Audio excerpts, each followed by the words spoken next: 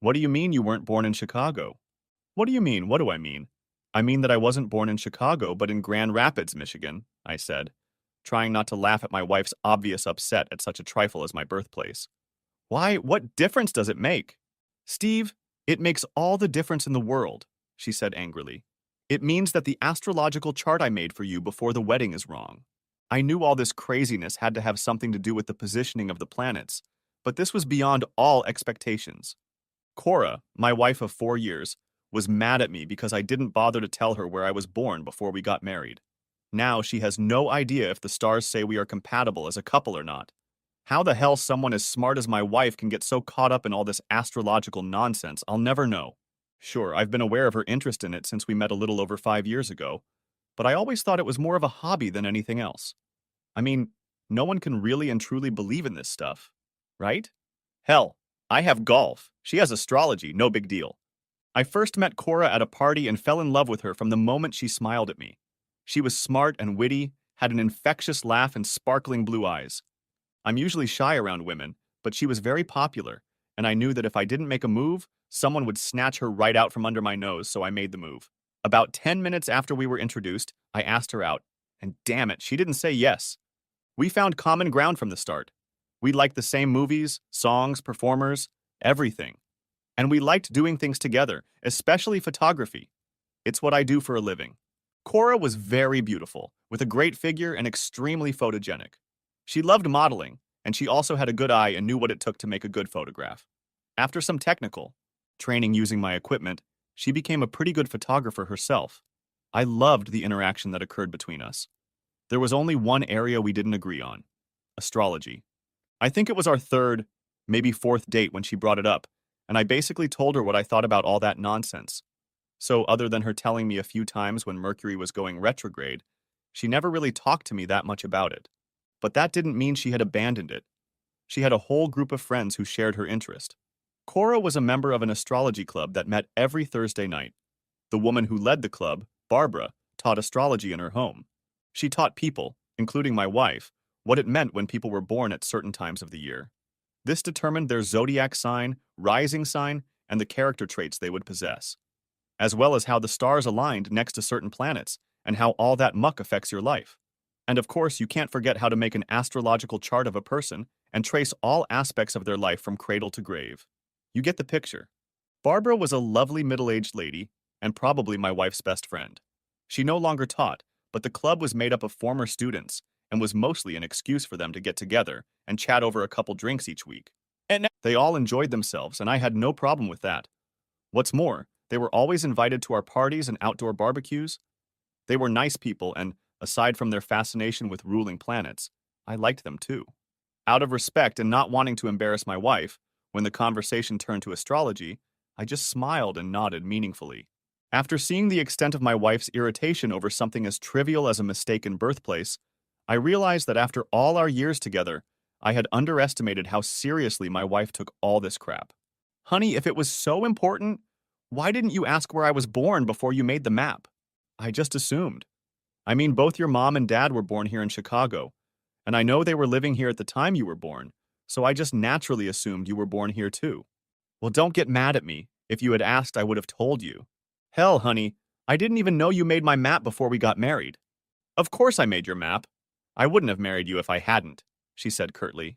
Cora immediately pulled some of her astrology books out of the bookcase, sat down at the dining table, placing a new, clean zodiac chart in front of her, and began to chart our future by the stars again. I could see she wasn't in the mood to make dinner, so I looked in the fridge, but didn't see anything in there that I particularly wanted to make. How about we order pizza for tonight? Saying that, I realized I'd let my frustration with all this BS show in my voice, but she didn't even notice. Oh, yeah, okay, she mumbled without looking up. I waited patiently for over 2 hours for my beloved wife to come back to life. All the while she was silent and hardly ate. At last, she raised her head with a sigh and a frown. So, what's the verdict?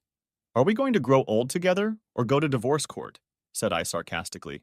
She threw me a lewd look and cheerfully replied, I don't know, I'm just really disappointed. I was taken aback by her comment. What?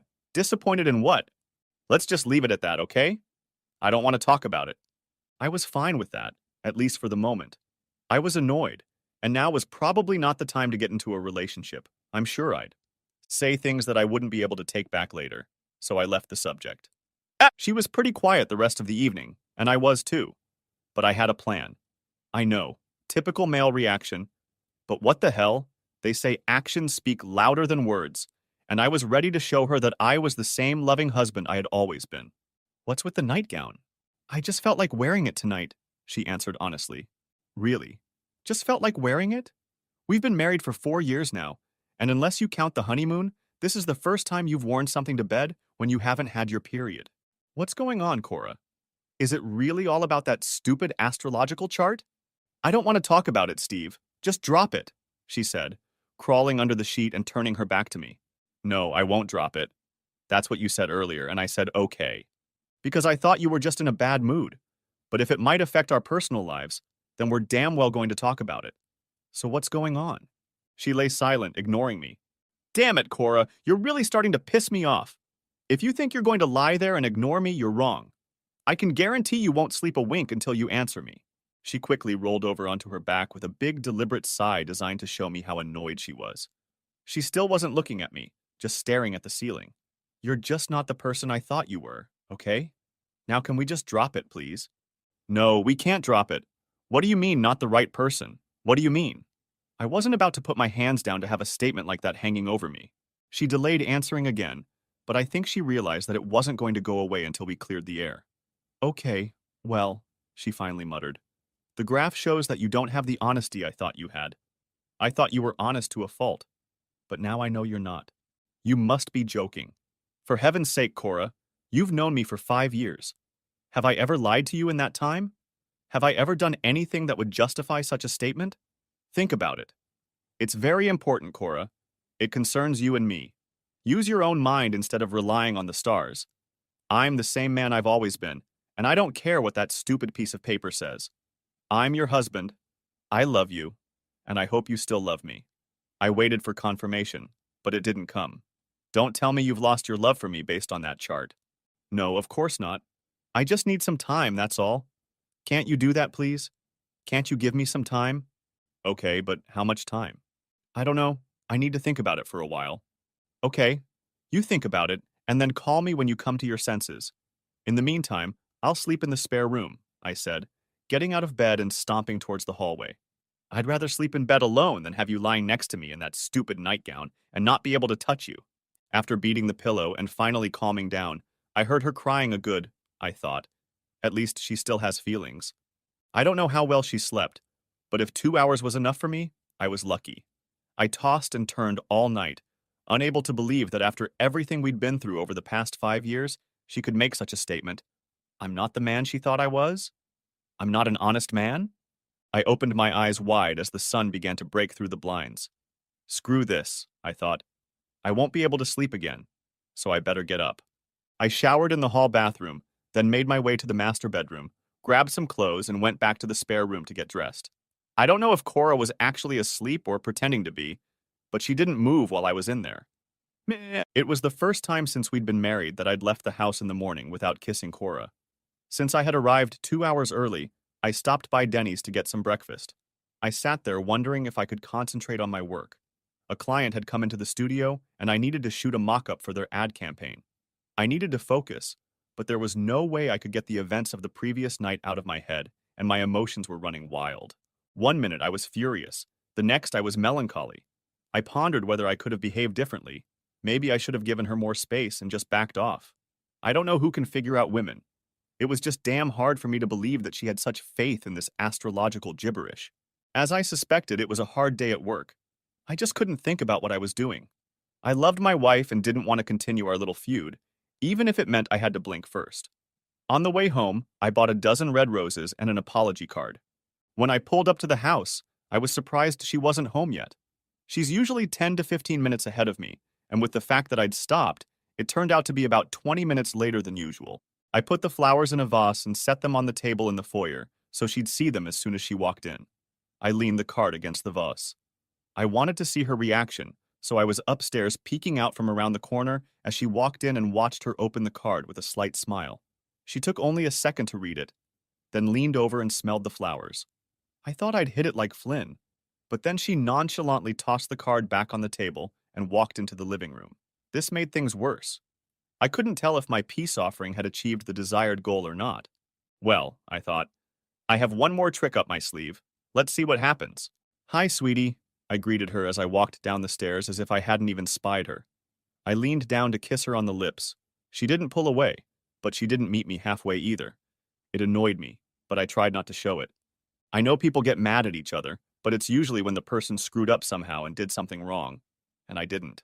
I guess that's what bothered me so much. The absurdity of it all. Anyway, I kept my composure and just kissed her. Thanks for the flowers, that was nice, she said with a hint of a smile. That's okay, dear. I also made reservations at Chez Louis. Her smile got a little wider, but she thought for a couple seconds before agreeing. While we were getting dressed, she was still a little reserved, but she started to mellow over dinner. She relaxed even more when I took her out on the dance floor a couple times. The smile I love so much returned, and we started talking again. How did the shoot for the ad campaign go today? It went well, I said. In fact, it took me most of the day and several tries before I came up with something the client found acceptable. You got home late today, is everything okay? I asked. Yeah, I just had a rough day at work and had to stay late until I was done, she commented. Again, I was glad to hear that she'd had a rough day too.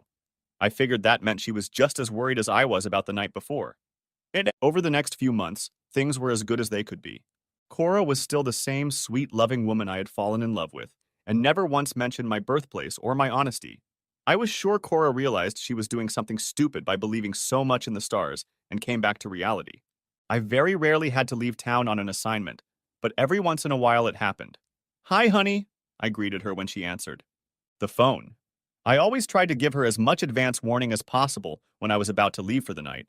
Hi, honey, how was your day? She replied. It's great, babe. I just wanted to let you know that I'm going to Peoria next week. I have a new client, and he wants to do a shoot on the Riverwalk waterfront. I was hoping it would be a weekend shoot. I thought you and I could have a little mini vacation, but we had to get permission from the Riverfront Association, and all they gave us was next Wednesday and Thursday, so I'll be gone overnight. I'll be home Thursday night, but probably not before you leave for your astrology club. Okay, dear. Thanks for calling and letting me know. I don't feel like spending all Wednesday evening alone. Maybe I can talk my sister into going out to dinner. Do you mind? I don't mind. No, no, of course not. Why should I mind? Well, some men don't like their wives to go out at night without them. Darling, I trust you unconditionally, you know that. Besides, how much trouble you could get into with Dodie. She couldn't keep a secret if world peace depended on it. Cora chuckled. Yes, that's my sister, all right. All right, dear. I'll call her and see if she can go. Will you be home on time tonight? Sure, no problem, babe, I assured her. As I hung up the phone, I wondered how many couples in the world have a marriage as strong as ours. Not many, I was sure of it. That Saturday night, Cora had made the first move, and I liked that about her. I'd heard from some of my buddies that their wives never initiated. Cora did it all the time, and when she did, she usually became the aggressor. As early as Sunday morning, we were both tipsy. I could always tell when she was fully asleep by the cutest little snore I could hear. I was still breathing a little heavy, looking up at the ceiling and letting my thoughts wander. I was happy, happier than I had ever been, and I didn't even think it was possible. Only one thing could make me even happier: a baby. When Cora and I got married, she had been working at a bank for less than a year, and I was a young photographer desperately trying to make it in the world. We decided to wait until we were more financially secure before having kids. I hadn't told Cora yet because so much depended on the Peoria shoot, and I didn't want to get her hopes up until I was sure. But if everything went right and the client was happy with my work, he would be at the top of my client list in no time. His company's advertising work would almost double my annual income. I thought it might be time to finally start a family. I would wait until I got back and made sure everything worked out. But once everything was determined, I would sit down and talk to my lovely wife to see how she would feel about me walking around with a big belly for 9 months. I could feel a wide grin forming on my face. God, I could hardly wait. As is usually the case during a long road trip, all the way to Peoria, I thought about everything in the world. I wished Cora could come with me. She was great when they took her on assignments. Not only could she model if I needed it, but she knew how to help me set up lights and reflectors and was a source of new ideas. She was always welcome on any shoot. I also couldn't help but think of all the astrological nonsense. I wondered if I should try to talk her out of taking this nonsense too seriously. Thoughts of the fight it had caused and her declarations that I wasn't who she thought I was still echoed in my ears. It was scary to think that she could have been so heavily influenced by this junk.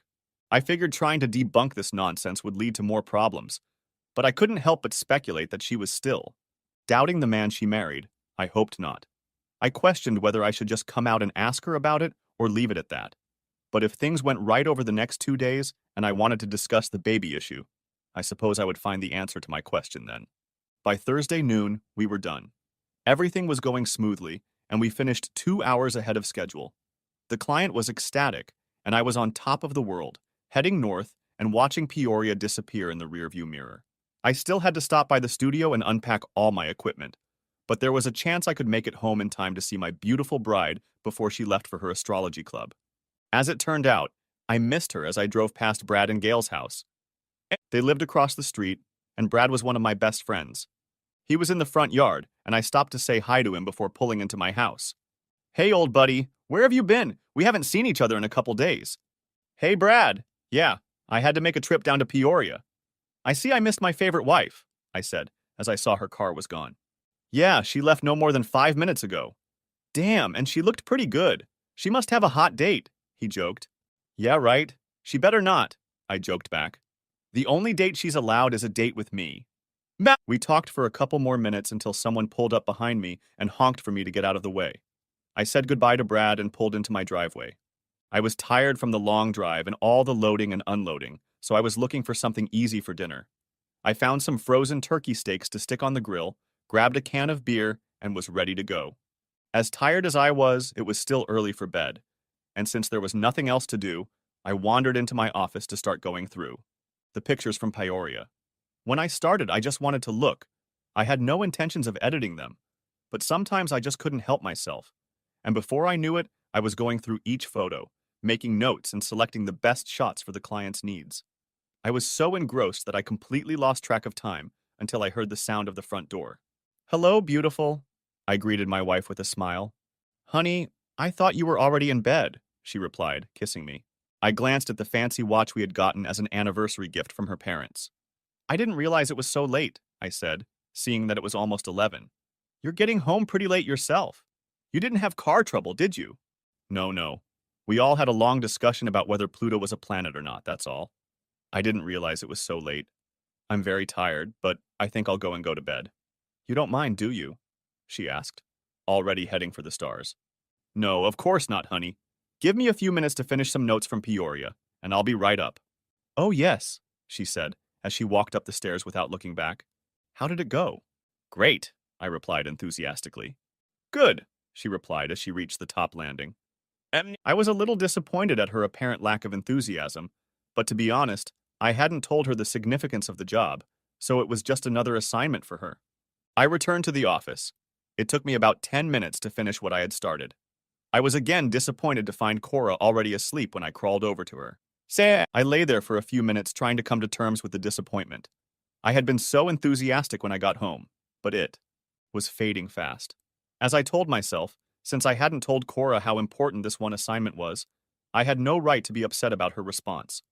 I finally consoled myself with that thought. But just as I was about to pass out, Brad's comment about her looking so good when she left popped into my head. Sure, Cora always looks good. But when she got home, she wasn't wearing anything he hadn't seen her in a million times before. Strange, I thought, before sinking into unconsciousness. The next morning at breakfast, Cora looked a little worried. "Anything wrong, sweetie?" I asked, watching her stare off into space as she ate. "Huh?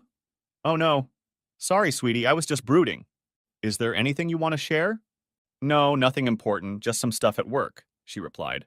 "I just missed you last night. I saw Brad in the yard as I was pulling up to the house. He said I missed you by 5 minutes. I'll have to keep an eye out for that guy. He said how great you looked when you left. He asked if you had a hot date," I said with a smile. "I expected you to come home in your little black dress or something." "Were you disappointed when I came home in pants?" she asked jokingly. "Not at all. I'm just always glad when you're home. I don't care what you're wearing." "Yeah, it can be a bit awkward at the bank, don't you think?" she asked with a wide grin. "Maybe Brad was talking about Wednesday night. I was wearing a nice dress and high-heeled shoes when Dodie and I went out to dinner." You must have finished earlier than you thought, right? How did it go in Peoria? I never got a chance to ask, she said, changing the subject and clearly forgetting about last night. Honey, it went better than I thought it would, and I'm sure the client is as happy as I am. This will be my biggest bill to date, baby, and it will increase our income tremendously. Oh, honey, that's great, she said, finally showing enthusiasm. Yeah, I'm actually going to steal that account from one of the big studios in town. They screwed up big time in their last ad campaign. I'm pretty sure I have that account, and if I'm right, we can talk about starting a family finally, I said, watching her reaction. Maybe, she replied. What an anticlimax, I thought. We'll have to talk about that another time, honey. I have to go to work, she said, getting up from the table. She walked around me and gave me a quick kiss before walking away. She left me puzzled. I knew she had to leave, but I had expected a bit more of a reaction to my suggestion, especially since she had gotten so emotional about having kids when we had talked about it in the past.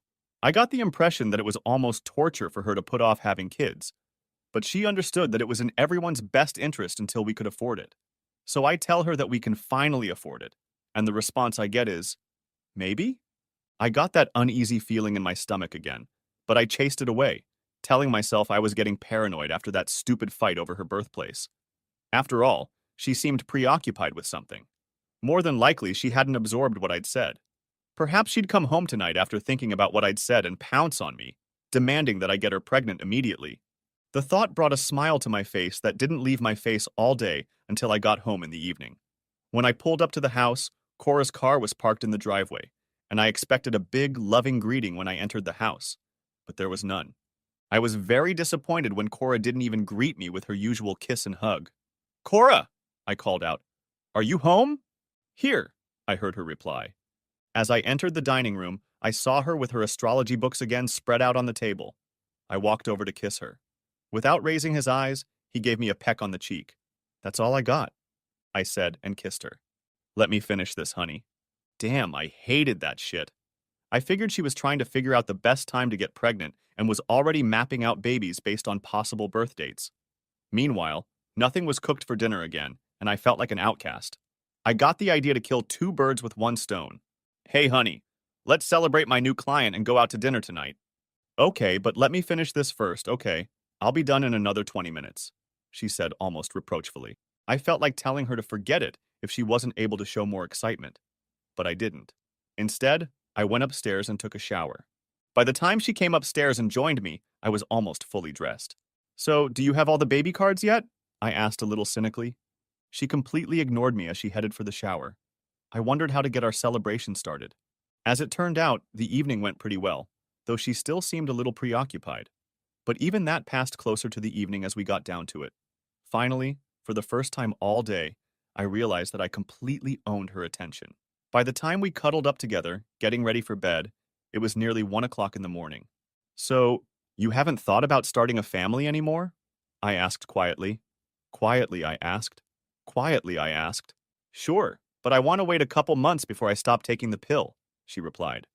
I knew that. I knew that was what she had been doing when I got home. She was trying to determine when she wanted to have a baby. I couldn't understand how she could be so sure she was going to get pregnant right away. I realized that some couples take months, if not years, to get pregnant. Oh well, I thought. Maybe she knows something I don't. Either way, we've waited this long. I guess a couple more months won't make a difference. I went to bed that night grinning from ear to ear. My business was booming. I had a wonderful, beautiful, loving wife, and I would soon be a father. I was living the best of what life had to offer, and I knew it. For most of the next week, I couldn't seem to tear myself away from my walk on cloud nine. Every night as I walked in the door, I couldn't help but show my excitement. The first thing I did was hug my beloved wife and shower her with kisses. I started flirting with her again, just like when we first started dating. I took every opportunity to feel her up, which usually led to texting between us. Life was good. That Thursday, Cora's mood changed again when she came home from astrology club. I noticed it right away. She was very quiet. I asked if something was wrong. She said no, but I knew something was up. She also looked different somehow. I tried to figure out what exactly had changed, but I couldn't get to the bottom of it. I knew that when something was bothering me, I wanted to be left alone to deal with it myself, so I decided to extend the same courtesy to her. If she wanted to talk about it, I'd be there for her. If not, I knew she'd deal with it herself. The problem was that she didn't seem like she was going to deal with it. All week, she'd kept her distance from me. I wondered if she had changed her mind about having kids and didn't want to tell me about it. I was hoping that sooner or later she would bring up what was bothering her and we could talk about it. I can be a very patient person, but after 3 weeks of this attitude from Cora, my patience was running out. Every day she seemed to pull away from me more and more, even during lovemaking. I considered confronting her and not letting her off the hook until she told me what was wrong. To prepare for the interrogation, I sat down at my desk and started going over in my mind everything that had happened, when it all started, and wondering if anything had happened at that time that might give me a clue. As I began to analyze the past month, I remembered that it all started when she came home from astrology club. I wondered if any of her friends were worried about it. But after all, they were my friends too. Why wouldn't she tell me? The more I thought, the more scenarios came to mind. Maybe they were discussing having kids and found something in the stars that was a bad omen. Knowing my views on the subject, that would certainly give her an excuse not to discuss it with me. Could it have something to do with our quarrel about my birthplace? I doubted it. As traumatic as she had taken it at first, she seemed to have quickly reconciled. No, I didn't see that it had anything to do with the current situation. Everything that happened at Barbara's astrology club. For 5 years, I had thought that stupid voodoo had never caused any problems, and now it seemed that every time I turned around, she was a cause for concern. And since I was pretty sure our problems had something to do with her astrology club, I decided to wait until I had a chance to talk to Barbara before talking to my wife. The following Thursday, I managed to smack her on the lips before Cora left. Since it was a 20-minute drive from our house to Barbara's house, I waited until she pulled out of our driveway and called. "Hi," she answered. "Hi, Barbara. It's Steve Haynes. How are you?" There seemed to be a slight pause before she answered. "Oh, Steve, I'm fine. How are you?" "Well, I'm not too sure, Barbara. That's why I'm calling. Cora's on her way over, but she just left, so we have a little time to talk. She's been out of sorts for the last month or so. She won't talk about it, but I noticed it started after one of the astrology meetings. Can you think of anything that happened or was said that might have caused her distress? Has she said anything to you about anything being wrong?" Again, there was a pause, this time a little longer. "You said she was coming?" "Yes, she's on her way. She never misses a club meeting, you know that." "Steve, there are other club members coming soon, so I don't want to get into details until we have time to talk. You know where I work? At the intersection of Toohey and Wolf Road, right?" "Ah, yes, of course, Barbara. But now you're starting to scare me. What's going on?" "Steve, I really can't talk about this right now. Could you meet me for lunch sometime?" "Yeah, sure." I thought about my schedule for a second. "I can't tomorrow. I'll be busy all day. How about Monday?" "I'll have to rearrange a couple things, but I can make it," I said, now genuinely worried. "Sorry, Steve, but we have a meeting on Monday. How about Tuesday?" she replied. "Don't say anything about our conversation or Cora's lunch, okay?" "Yeah, okay, Tuesday, but it's a long time away. Can you give me a hint what's going on? I'm getting sick of you," I said anxiously. "No, it would be better if we talk in person." "Okay, I'll be waiting for you in front of your building at noon on Tuesday. If I can't make it, I'll call you, but if you don't hear from me, I'll be there." We said our goodbyes and hung up. Damn, now I almost regretted calling. I sat on the couch wondering what could be so terrible that Barbara couldn't talk about it over the phone. To top it all off, Cora was late home again. Not half an hour late like before, but well past midnight when I snapped out of my stupor and looked at my watch. I tried to call her cell phone, but it went to voicemail. It was 2:15 when she walked in on me. "Shit, honey, where have you been?" I was getting worried. "I almost called Barbara to see if you were there," I said, without even saying hello. "You didn't call, did you?" she replied without saying hello. "No, but—" "Don't ever embarrass me like that. I'm a big girl and I can take care of myself," she interrupted, replacing my anger with her own. "Don't talk to me like that. You had me worried. It's past midnight. What the hell am I supposed to think? The least you could have done was call and warn me you'd be late." That seemed to catch her off guard.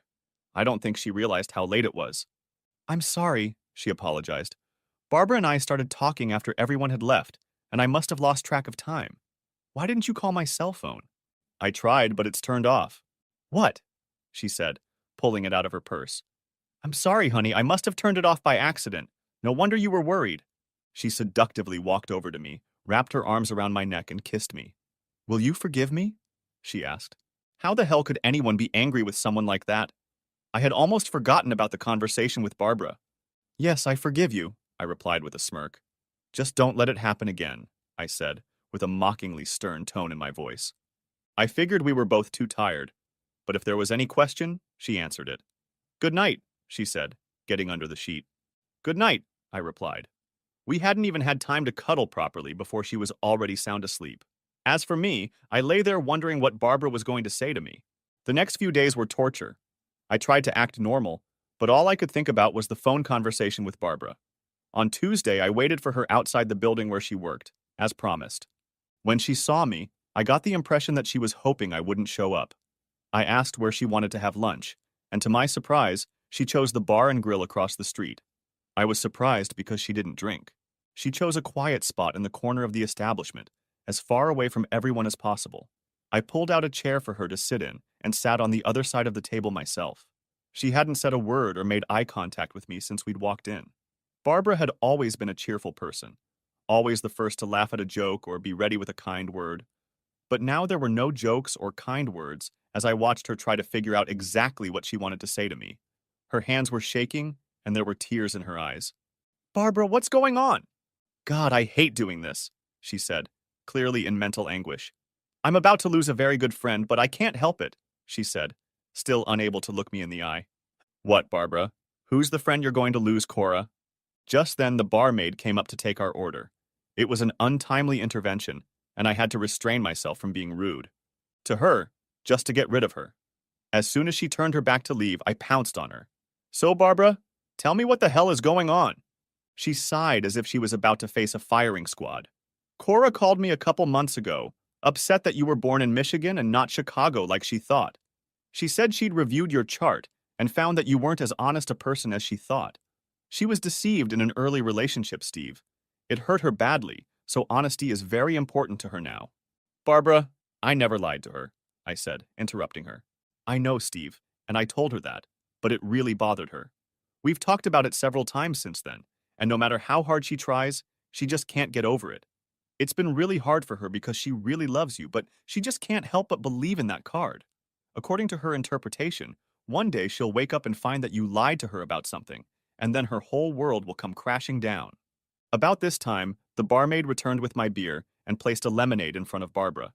Your orders will be up in a few minutes, she informed us, then left again. Barbara, this is ridiculous.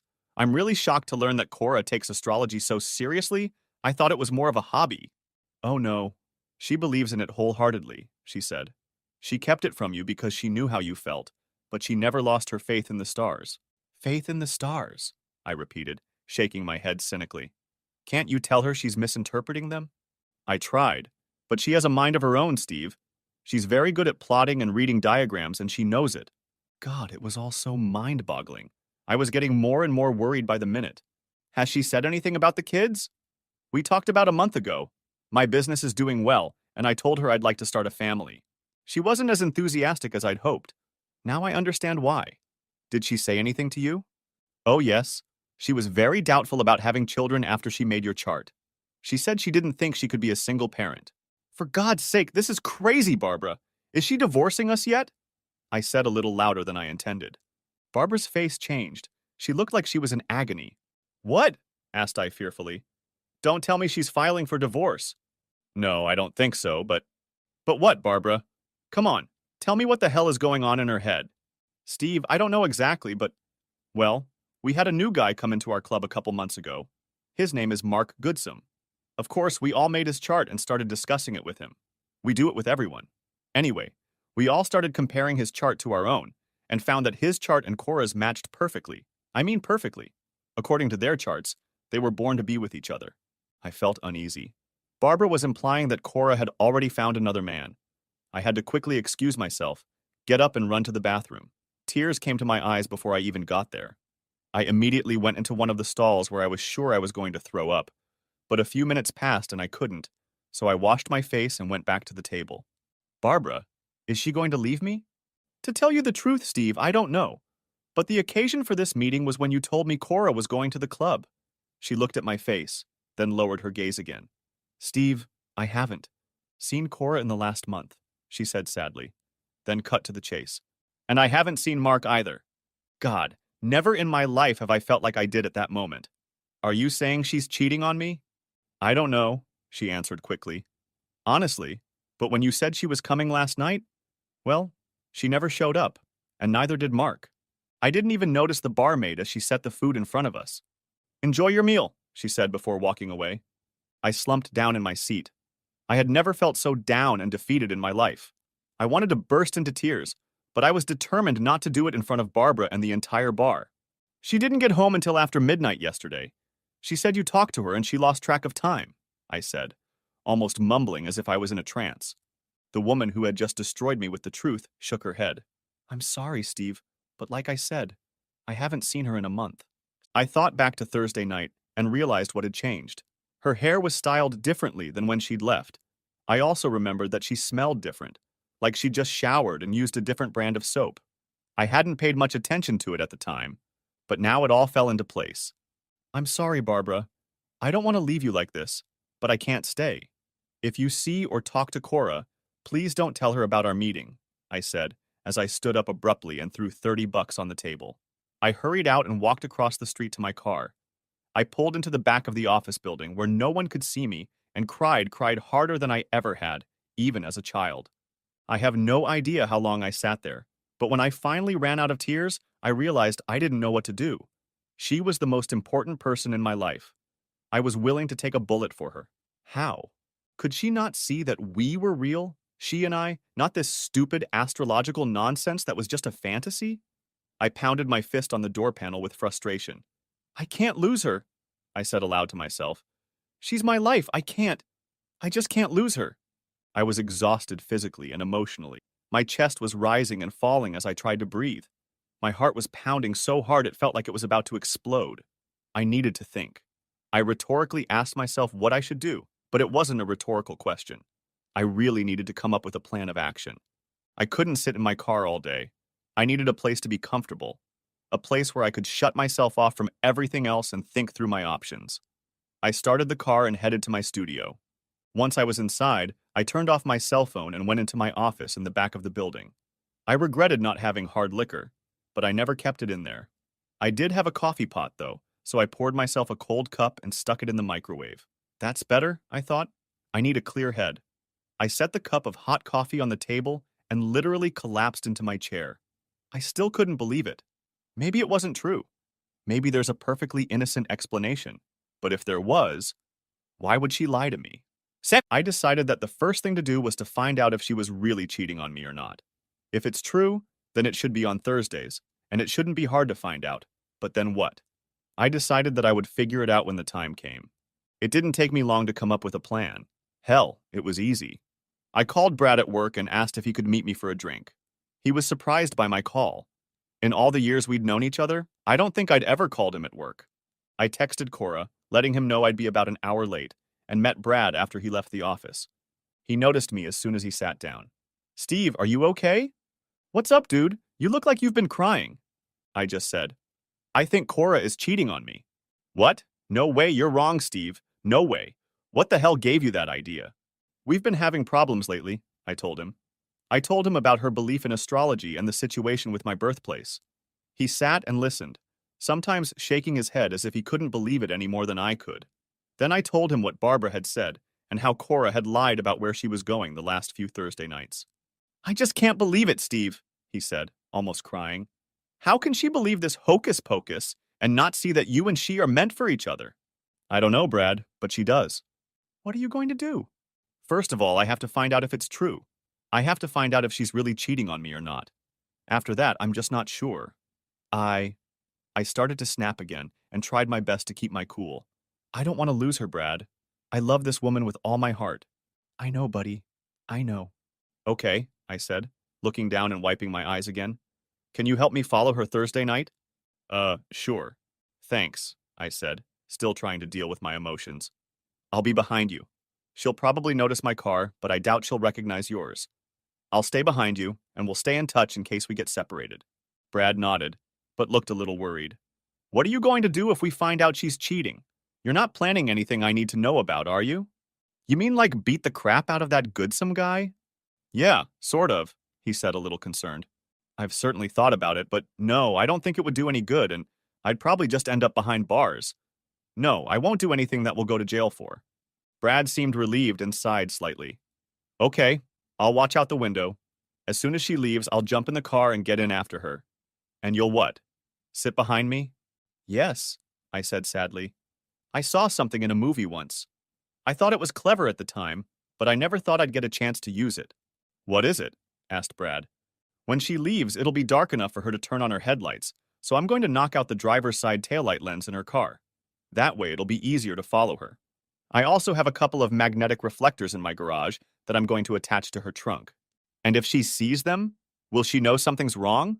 She won't see them. I'll do it sometime just before I leave. She'll have no reason to go after the car before she gets in the driver's seat. Okay, kid, you seem to have it all figured out. I know she lied, but I still can't believe she's cheating on you. Maybe it's something else. Something innocent. Brad, you have no idea how much I pray you're right. We finished our beers and went home. Cora was on the phone when I walked in, but abruptly cut the conversation short. Hi, honey, I said, smacking her on the lips. Who was that on the phone? Oh, just one of the new interns from work, she said. I glanced at my watch. The bank's been closed for over an hour. I know, but he had a question, and I guess he couldn't wait until tomorrow, she said. You let your interns call you at home after hours? You should tell them it's our time. If they have questions, they should ask them at work, I said firmly. I didn't really believe the caller was an intern from the bank. I assumed it had something to do with this Mark character. I didn't want to say that, but I couldn't help but show that I was angry.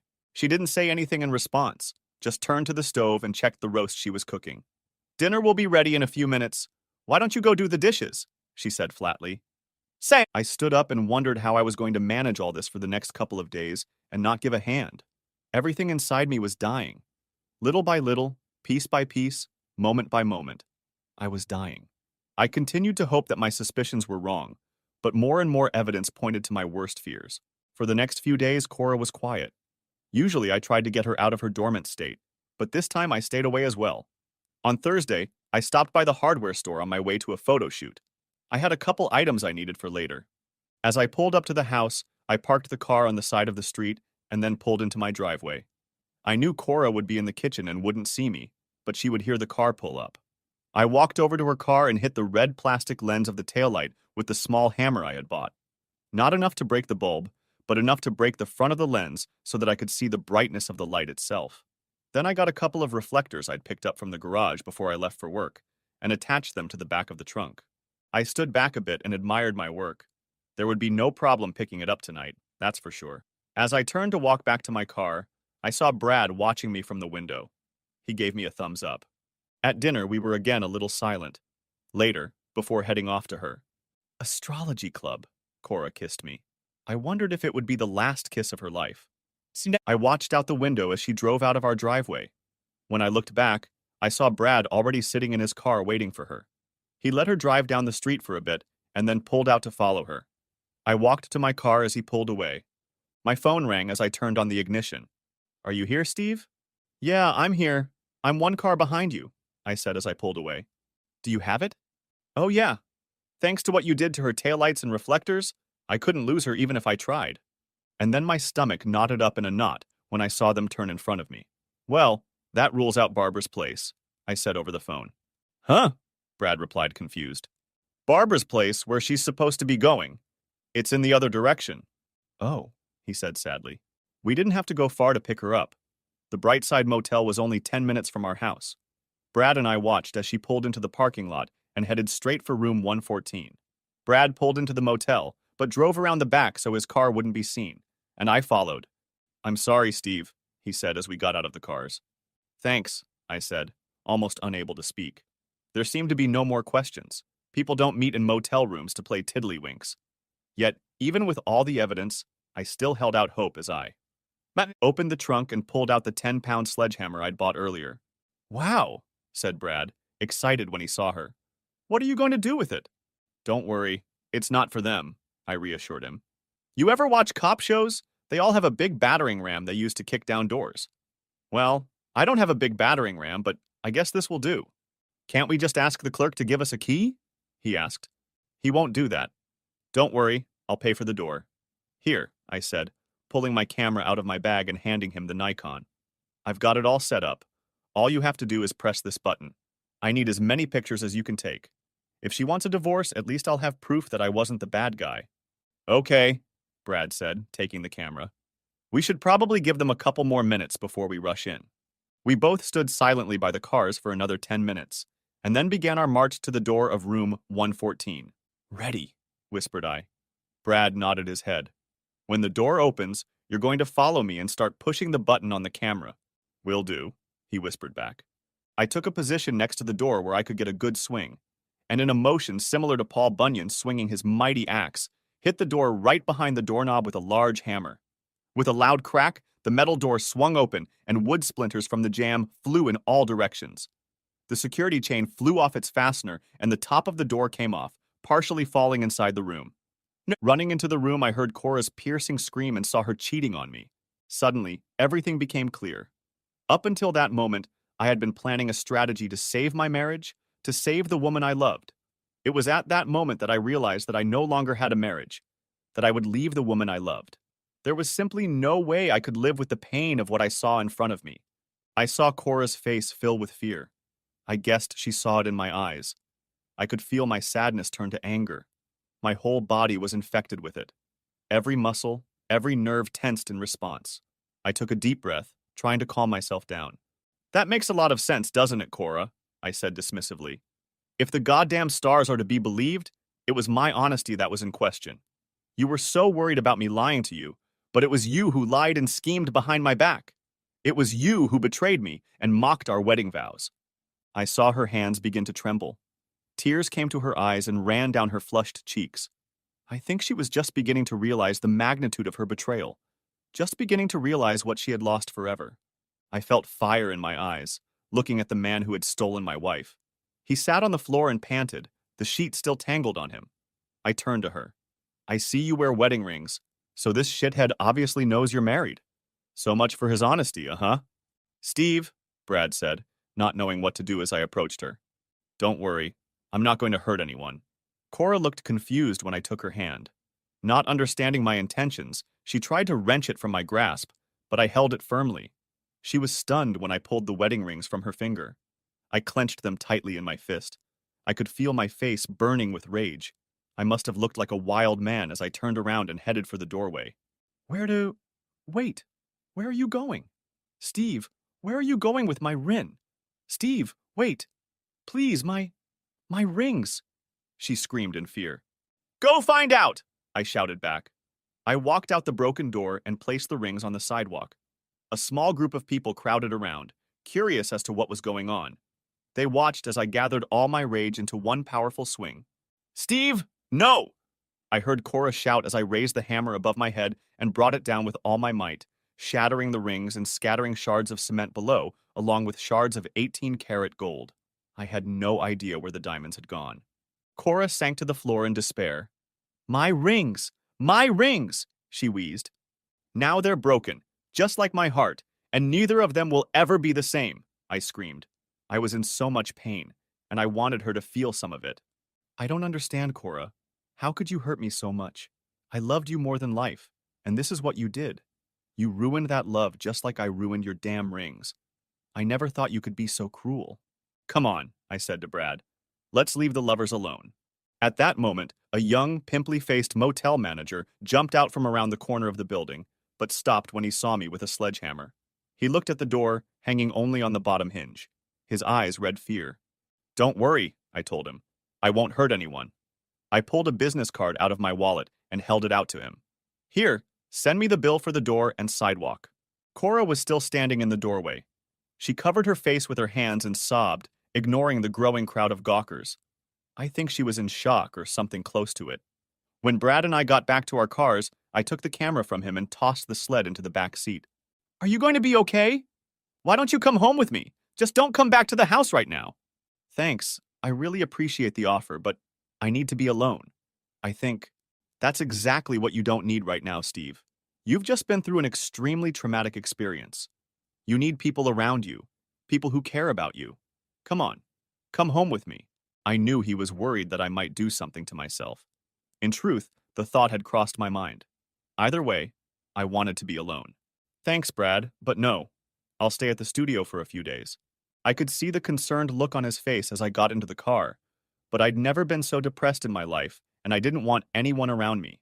I'd just come to terms with the fact that I was going to live the rest of my life without the woman I loved, and I needed time to, well, to wallow in my misery. As I pulled out of the parking lot, I took one last look at the woman who had made me so happy. At one point, her asshole lover tried to lift her to her feet, but she was slapping his hands on her legs and yelling something at him. I couldn't make out what it was. I hope she, the stars and her asshole, perfect couple, boyfriend are very happy together, I said to myself sarcastically. When I opened the door of my studio and stepped inside, everything looked different. The lights, the cameras, the racks, and all the other equipment. All the same stuff I had used for years. But it had somehow lost its importance, its position in my life. What was it all for? True, I loved my job. I was very lucky, but it was all for us. To build a life for us, Cora, me, and our children, my family. But there was no family anymore.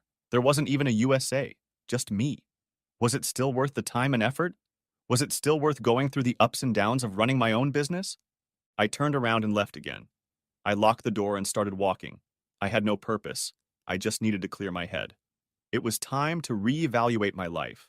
In the dizziness of my thoughts, it seemed like I was walking past an endless parade of streetlights that cast my shadow on the sidewalk.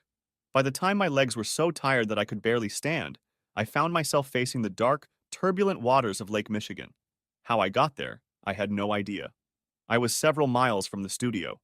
I reached into my pocket to check the time on my phone and realized I'd left it on the car seat. The soothing sound of the night tide echoed in my head, but the rough waves came at my heels as I climbed over small rocks to a large boulder. There I crouched for a well-deserved rest. I looked around to get my bearings.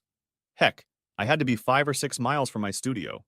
I suspected it was an hour or two in the morning. At least I was putting that time to good use, I thought. During my little walk, I had drawn up a plan for the rest of my life, and it didn't include Cora or any other women, just me. I decided I was the only person I could count on, and vowed never to give my heart away in that way again. I had spent the last 5 years of my life building a business that I could be proud of. I used to ask myself if it was worth it. I decided that it was. This business would be my love, my only love. I will throw myself into it headfirst. I'm going to build the most prestigious photography studio in Chicago. Well, at least that was the plan. By the time I got back, it was starting to get light. The first thing I did was get my cell phone out of the car. My voicemail was full. I couldn't believe how popular I'd suddenly become. Brad, Cora, her mom and dad, her sister Dodie, Barbara and Julie, Cora's friend from the bank, were calling. The only ones I didn't erase were from Brad. I'd call him back as soon as I was sure he was awake. The others I wanted nothing to do with. Part of my plan was to cut myself off from Cora, her friends, her sister, and even her family, no matter how much I loved them. I just didn't want anyone to remind me of what I'd lost. In the back of the studio, I had a small room that I used as a dressing room for the models. It had a closet, makeup table, couch, and shower. I would get rid of the couch in exchange for a futon, separate half of the closet for my clothes, and the room would become my bedroom. In the study, I had a stove for cooking and a small refrigerator, all the comforts of home. I checked my schedule and found that I only had one photo shoot, and that one was at the studio at 3 in the afternoon. I set the alarm on my phone for 8 o'clock, which was only 3 hours away, and lay down on the couch. I didn't even remember closing my eyes, so quickly I fell asleep. The next moment I realized that my phone was already ringing. Would it really be 8 o'clock so soon, I thought. Reaching for it, no. It was only 7. It wasn't the alarm clock that was ringing. It was the phone itself.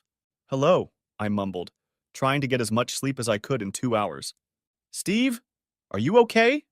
Damn it. Where have you been? Gail and I have been going crazy worrying about you." I recognized the angry man on the other end as Brad. "Steve, don't ever do that to us again," his angry wife said. "Good morning, Brad. Good morning, Gail," I said, a little embarrassed. I heard someone sigh, but I wasn't sure if it was Brad or his better half. "Brad, I told you I'll be fine. I'm not going to do anything to myself. I took a long walk last night and left my phone in the car, that's all. Sorry if I bothered you." There was a slight pause on the other end. I guess they were just glad I was okay. Gail spoke first. "Damn it, Steve. You scared the hell out of us. The first person Cora called was Dodie. She went to the studio figuring that's where you'd go. When you never showed up, she called here and asked if your car was across the street. You told Brad you were going to the studio, so when she said you weren't there, we all got worried. I'm sorry, I really am. I did go to the studio, but I left right away. When I got back, it was already dawning. You've already talked to Cora. She's called here probably 20 times already. I don't think she believed us when we told her you weren't staying here. Gail sighed. All she has to do is look across the street and see that my car isn't there. I don't think she was home yet, Steve. Brad cut in. She probably stayed with good old Mark, I said with venom. No, I doubt that, Steve. She cried a lot and begged us to call her if we talked to you. I don't think she'd talk like that if she was with him, Gail said. Well, I haven't talked to her and I'm not going to. As soon as 9 o'clock strikes, I'm going to call my lawyer and file for divorce. I don't want anything more to do with her or her idiotic starry-eyed friends or any of them. Steve, can't you just talk to her, please? She sounds really broken. Maybe you still have a chance. Maybe if you go to couples counseling or something. Gail, you weren't listening to me. I don't want anything more to do with her, I said firmly. God damn it, she literally dumped me, Gail. Dumped me for that asshole because their cards matched. That's what gets me, it's all so damn stupid. Pardon my language, I said. Yeah, I know. Brad told me that story. But I know she loves you. I bet if you gave her a second chance. I interrupted her. Gail, there will be no second chance. It's over between us. I could never go through something like that again, and I won't. From now on, I'm Stephen Haynes, a photographer, period. Not a husband, not a father, not a ladies' man, not a lover, just a photographer. Oh, Steve, please don't do this to yourself. You're a wonderful man. Don't let your heart turn to stone. I'm sorry, Gail, but it has already turned. From now on, my only love is my studio, I said coldly. 3 times during my conversation with Brad and Gail, my phone beeped, letting me know I had a call waiting. I ignored each one. After hanging up, I disconnected the phone, showered, and walked the 4 blocks to Denny's restaurant for breakfast. By the time I got back, it was about 9 o'clock. It was time to spring into action. Lou was the attorney who had helped me incorporate the company a few years earlier. I called him first. When I explained the situation, he said he would handle my divorce and gave advice on finances. The problem was that our personal account and my business account were at the bank where my wife worked. I didn't want to go there and meet Cora. Lou suggested that I not go to the main bank where she worked, but choose a branch a few miles away. I looked on the computer and chose the one that was 45 minutes away. Lou said that if Cora fought the divorce, the court might order the accounts frozen, so he advised withdrawing enough cash to get me through if necessary. Cora and I shared one credit card, which I paid off and closed before heading to the bank. Again, on Lou's advice, I was only going to take about 40% or so of the money out of our joint accounts so as not to anger the court. However, I would close my business account and transfer it to another bank.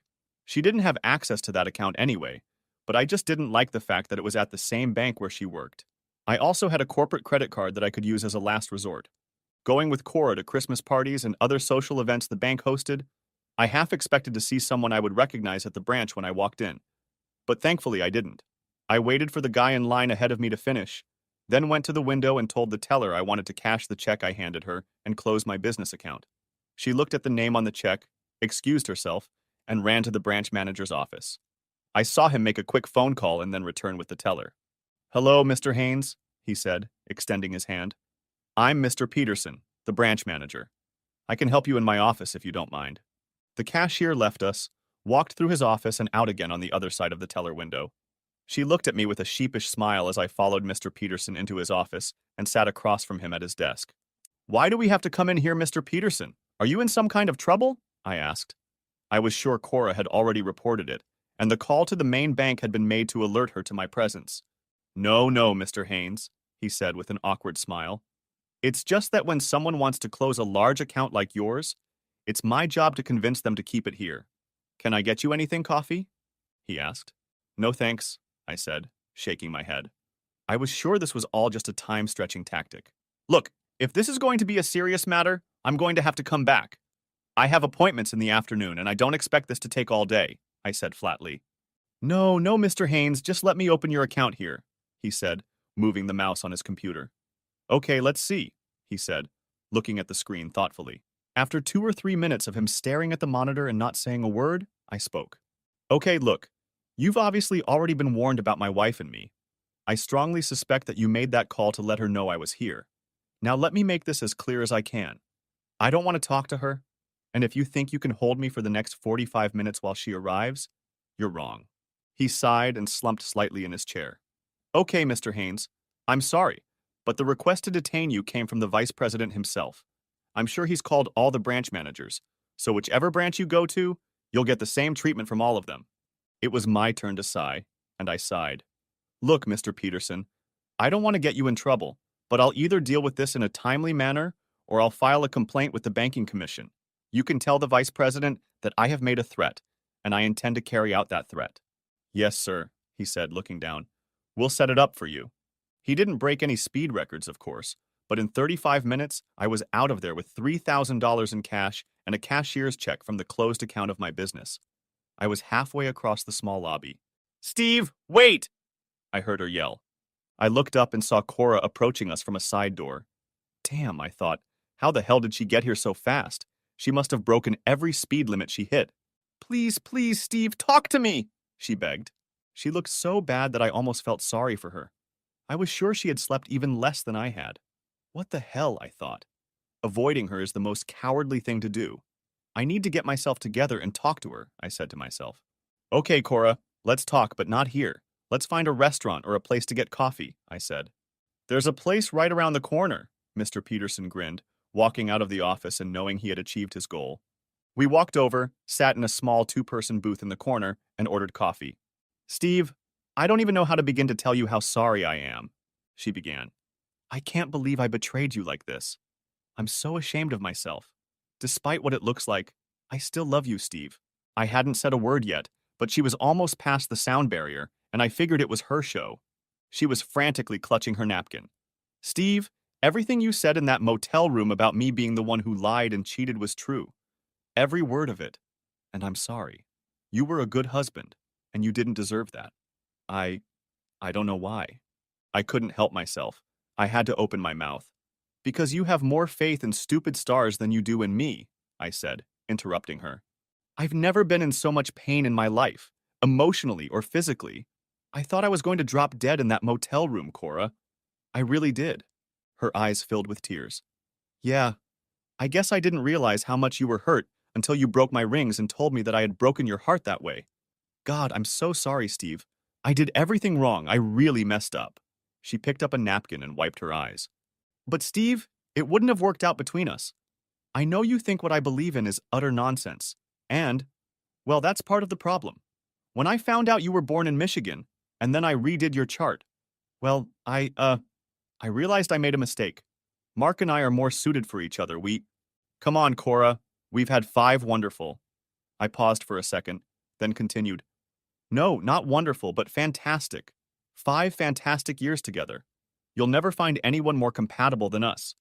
We could build a wonderful life together, start a family, and grow old together. Your belief in astrology ruined all of that. I just can't believe it. What a loss, I said, looking down and shaking my head.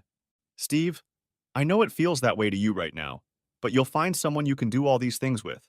Someone who's right for you. You're a great guy. I know there's someone out there. Oh, Cora, just shut up, I said, unable to listen to her ramblings any longer. Look, it's over between us. Let's just leave it at that. I don't want to hear about seeing anyone else. I don't plan on seeing anyone else. I'm going to put my whole heart and soul into the studio from now on. I'm no longer interested in a wife and family. I'm no longer interested in having kids, and I sure as hell don't want my heart broken again. Oh, Steve, don't do that, please. Don't shut yourself off. You're a wonderful man, and you're going to be a wonderful father someday. That's enough, I said. Look, you wanted to talk, and we talked. If you don't have anything else to say, I've got to go. Okay, she said, nodding her head slightly and still wiping away her tears. Despite what you think, I still love you. I can't just turn that feeling off, and I'm so ashamed of the way I acted and what I did to you. I'm so sorry, Steve. I really hope you find someone, I really do. Please don't let what I did stop you from loving someone else and starting a family. Yeah, okay, I said, getting up from the table. We said our goodbyes, I paid the check, and we went our separate ways. As it turned out, I was glad she had caught me. Our conversation gave me a sense of closure. Earlier, though I had judged them at the time, Gail's words about counseling had impressed me. After Cora's crying and acting out in the motel, some part of me wondered if she was so desperate to reach me because she wanted to try to save our marriage. Maybe she wanted to tell me that she no longer believed in astrology, that she knew I was still the man she married.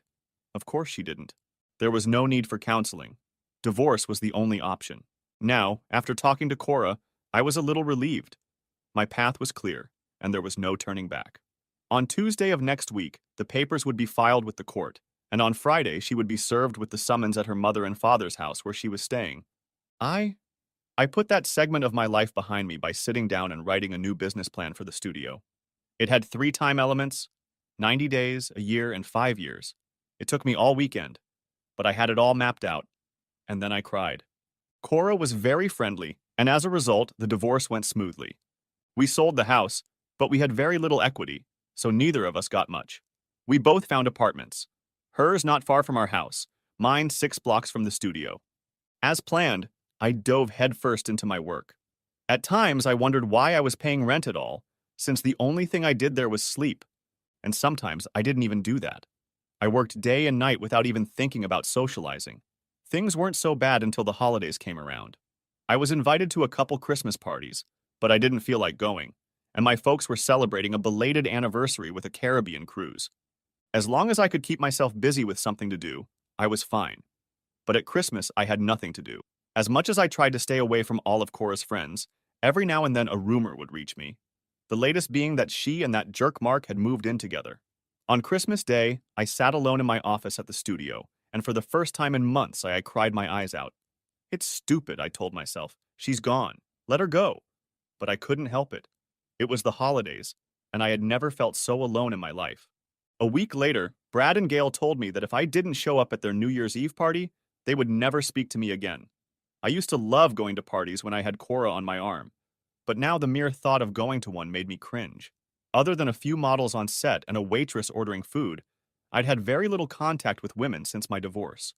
I had no one to bring to the party, and I realized I would feel out of place. I told Brad that it was nothing personal. I just didn't want to go to a party where everyone but me would be broken up into couples, but he and Gail were relentless in their insistence that I had to be there, so I went. The party started at 9. I quietly walked in around 10. I looked around and wondered if I should leave again, but I promised. So I headed over to the wet bar in the corner of their den where our host was mixing drinks. "Hey, you finally made it," Brad said when he saw me approaching. "You got a Miller Lite in there with my name on it?" I asked with a smile. "Of course I do, buddy. I saved it just for you." At that moment, I felt someone's soft hand on my arm and looked over. "Hey, Steve, I was beginning to think you weren't coming. I thought for sure we were going to have to cut you out of the will." "Hi, Gail," I said as she giggled at her joke. I leaned over and kissed her cheek. "You left me no choice," I replied. "I don't know how long I'm going to stay here. I really appreciate what you guys are trying to do, but I feel out of place. I'm just not ready to socialize yet." "Well, you better get ready because there's someone I want you to meet," Gail said, pulling me by the arm. "Oh no," I replied, holding back. "Really, Gail, I'm not ready to meet anyone yet. Please don't play matchmaker for me. Listen, I know this girl from the fitness club. Her name is Megan Biondi, and she's a really nice person." "I'm sure she is, Gail. I just don't want to meet anyone." I invited her over because she had nowhere to go for New Year's Eve. Her boyfriend left last summer for a new job, and she hasn't dated anyone since... Gail, I... Will you please stop talking long enough for me to tell you what I want to say? I apologized, and she continued. She wasn't going to come until I told her you'd be here. She knows your work. She thinks you're the greatest photographer since... Well, I don't know, since some other great photographer. Come on, Gail, you're making this up. How would she know my work? I'm far from famous, I said, not believing a word she said. She works at Alan's agency, Gail explained. Alan's advertising agency? That's one of my best clients. She works in their design department and sees your work all the time. She said she heard you were in the office a couple months ago and wanted to meet you, but by the time she got to the building, you were gone. Why doesn't she just come into the studio if she wants to meet me so badly? Heck, I'm there all the time. Well, I think she's too shy to just walk in like that. In fact, she's a little nervous today. Come on, Steve, she said, pulling my hand again. I remembered how, as a kid, my mom had set me up on a couple of blind dates with her friends' daughters.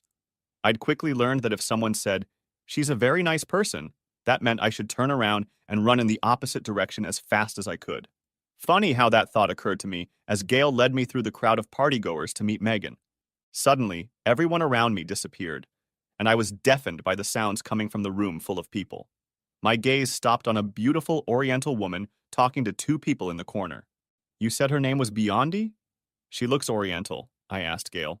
Her mother is Japanese and her father is Italian. He was killed in a traffic accident when Megan was a teenager. What about her mother? She's still alive, living somewhere in New England. Now put a smile on your grumpy face, she said, leading me over to a stunningly beautiful woman. Megan, Gail said as we approached her, I want you to meet someone. This is Steve Haynes. Mr. Haynes, I noticed her hand trembling slightly as she held it out. It's a pleasure to meet you. Gail wasn't lying. She was genuinely nervous, and it was flattering. Steve, please, I said, shaking her hand gently. I understand you work for Alan's advertising agency. I do a lot of work for them. Yes, I know, she said with a gorgeous smile. I really like your work. I was going to ask you to take some glamour shots for my boyfriend a while ago. It was supposed to be his parting gift. The first person I thought of was you. But well, I don't think I could have gone through with it. I would have been too embarrassed. Just before he left, we had a big fight anyway and parted on a not-so-good note. So now I'm glad I didn't take them away. God, she was so damn nice. I was beginning to think that maybe there was another woman who could take Cora's place, and maybe I'd met her. We found a relatively quiet spot in the corner of the living room and got to talking. She still seemed a little nervous, but as we talked, it started to pass.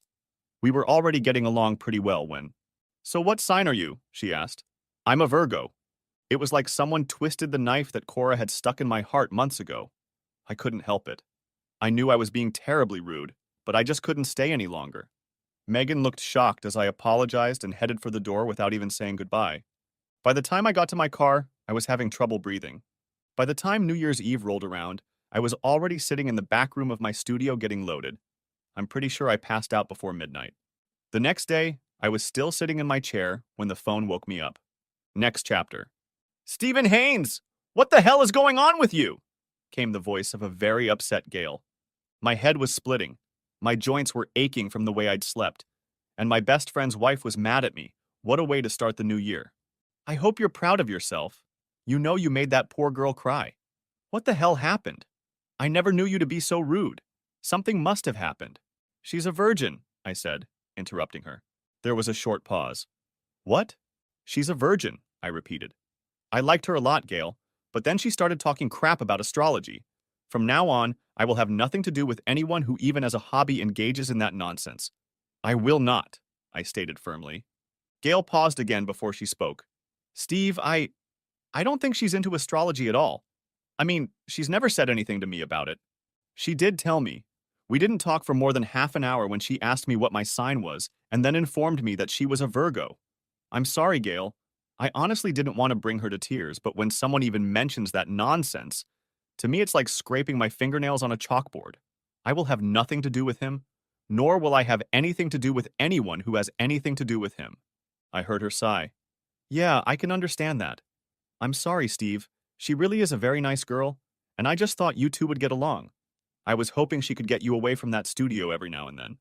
Gail, I know your heart was in the right place. I'm sure Megan is a very nice person, and I'm sorry I hurt her feelings. I really am. But please, from now on, don't play matchmaker anymore. I don't have time for that right now, okay? Okay, Steve. I'm sorry it didn't work out. I know. Do me a favor, when you see Megan again, please tell her I'm sorry. I know I shouldn't have left her like that, but I just couldn't help myself. I will, Steve, Gail replied. At least by the time we hung up the phone, we were still friends. But now I was upset again just talking about it. And besides, I felt guilty about Megan. Hell, I didn't want to make her cry. I needed to pull myself together. The shower at the apartment was much better than the one at the studio, so I decided to go home, shower, and go to Denny's to eat. Thank goodness there's a Denny's on holidays. As I sat and ate what turned out to be a late lunch, I thought back to the night before. Even though things hadn't worked out with Megan, I had to admit that it had been nice to be socializing with a member of the opposite sex again. I took one last sip of coffee, and by the time I paid the bill, I had made the decision to start going on dates again. Not often, but maybe 2 or 3 times a month. Hopefully that would be enough to have some fun every now and then, since it had been a while. The first opportunity to get back into the dating pool presented itself to me the following week. Erica Snell was a local model whose services I had utilized many times in the past. With her vast array of wigs, makeup styles, and facial expressions, she had more looks than Richard Little voices. She was also smart, had a great sense of humor, and was very friendly. We worked all day on an advertising campaign for one of the big candy distributors in town. By the time we finished the job, it was almost 5 o'clock. I was a little nervous. I hadn't asked a woman out in years, but if I did it right, it wouldn't feel like a date. It would be a simple, friendly gesture to treat a hard-working girl to dinner. "So, what do you think?" she asked, coming out of the dressing room in casual clothes and light makeup. "Am I going to be on billboards?" "Billboards? Magazine ads? Yes, anything. You heard them say they liked the shots. You're in, Erica. I heard the ad director say they could use you in a commercial." "Really?" she asked, worried. "Are you going to be in a commercial?"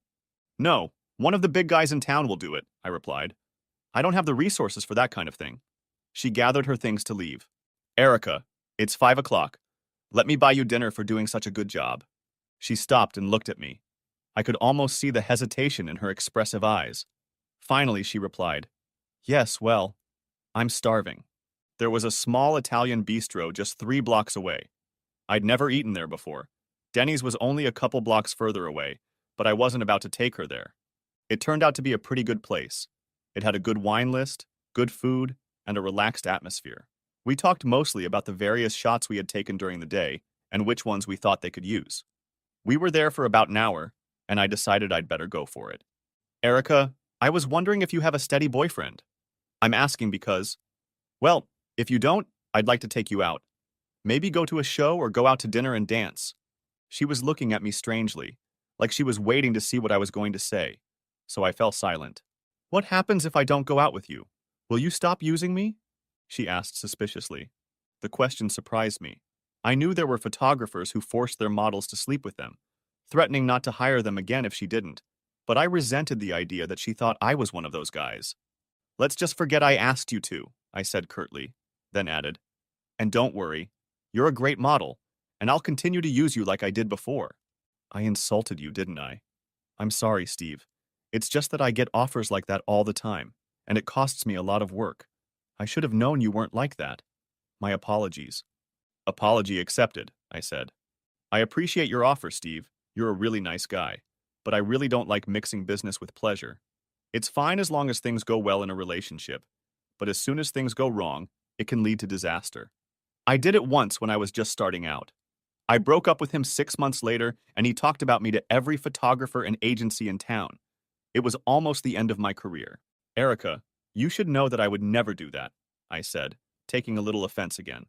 "I know you wouldn't, Steve, but I just see it as a conflict of interest." Like I said, she was a smart woman. She was absolutely right and had convinced me that I should look for a mate outside the profession.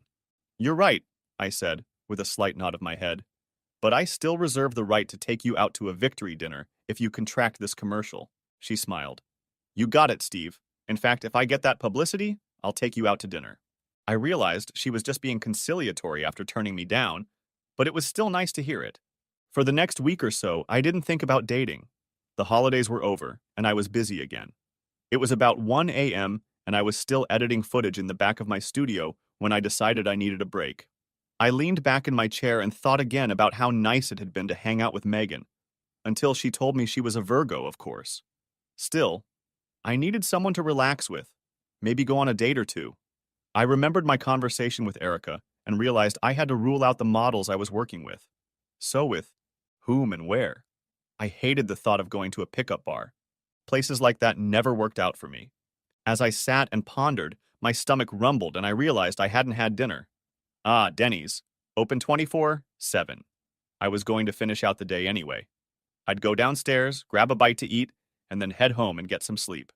As I entered the restaurant, I was surprised to see Karen. She was usually working on her lunch hour. I slipped over to the counter.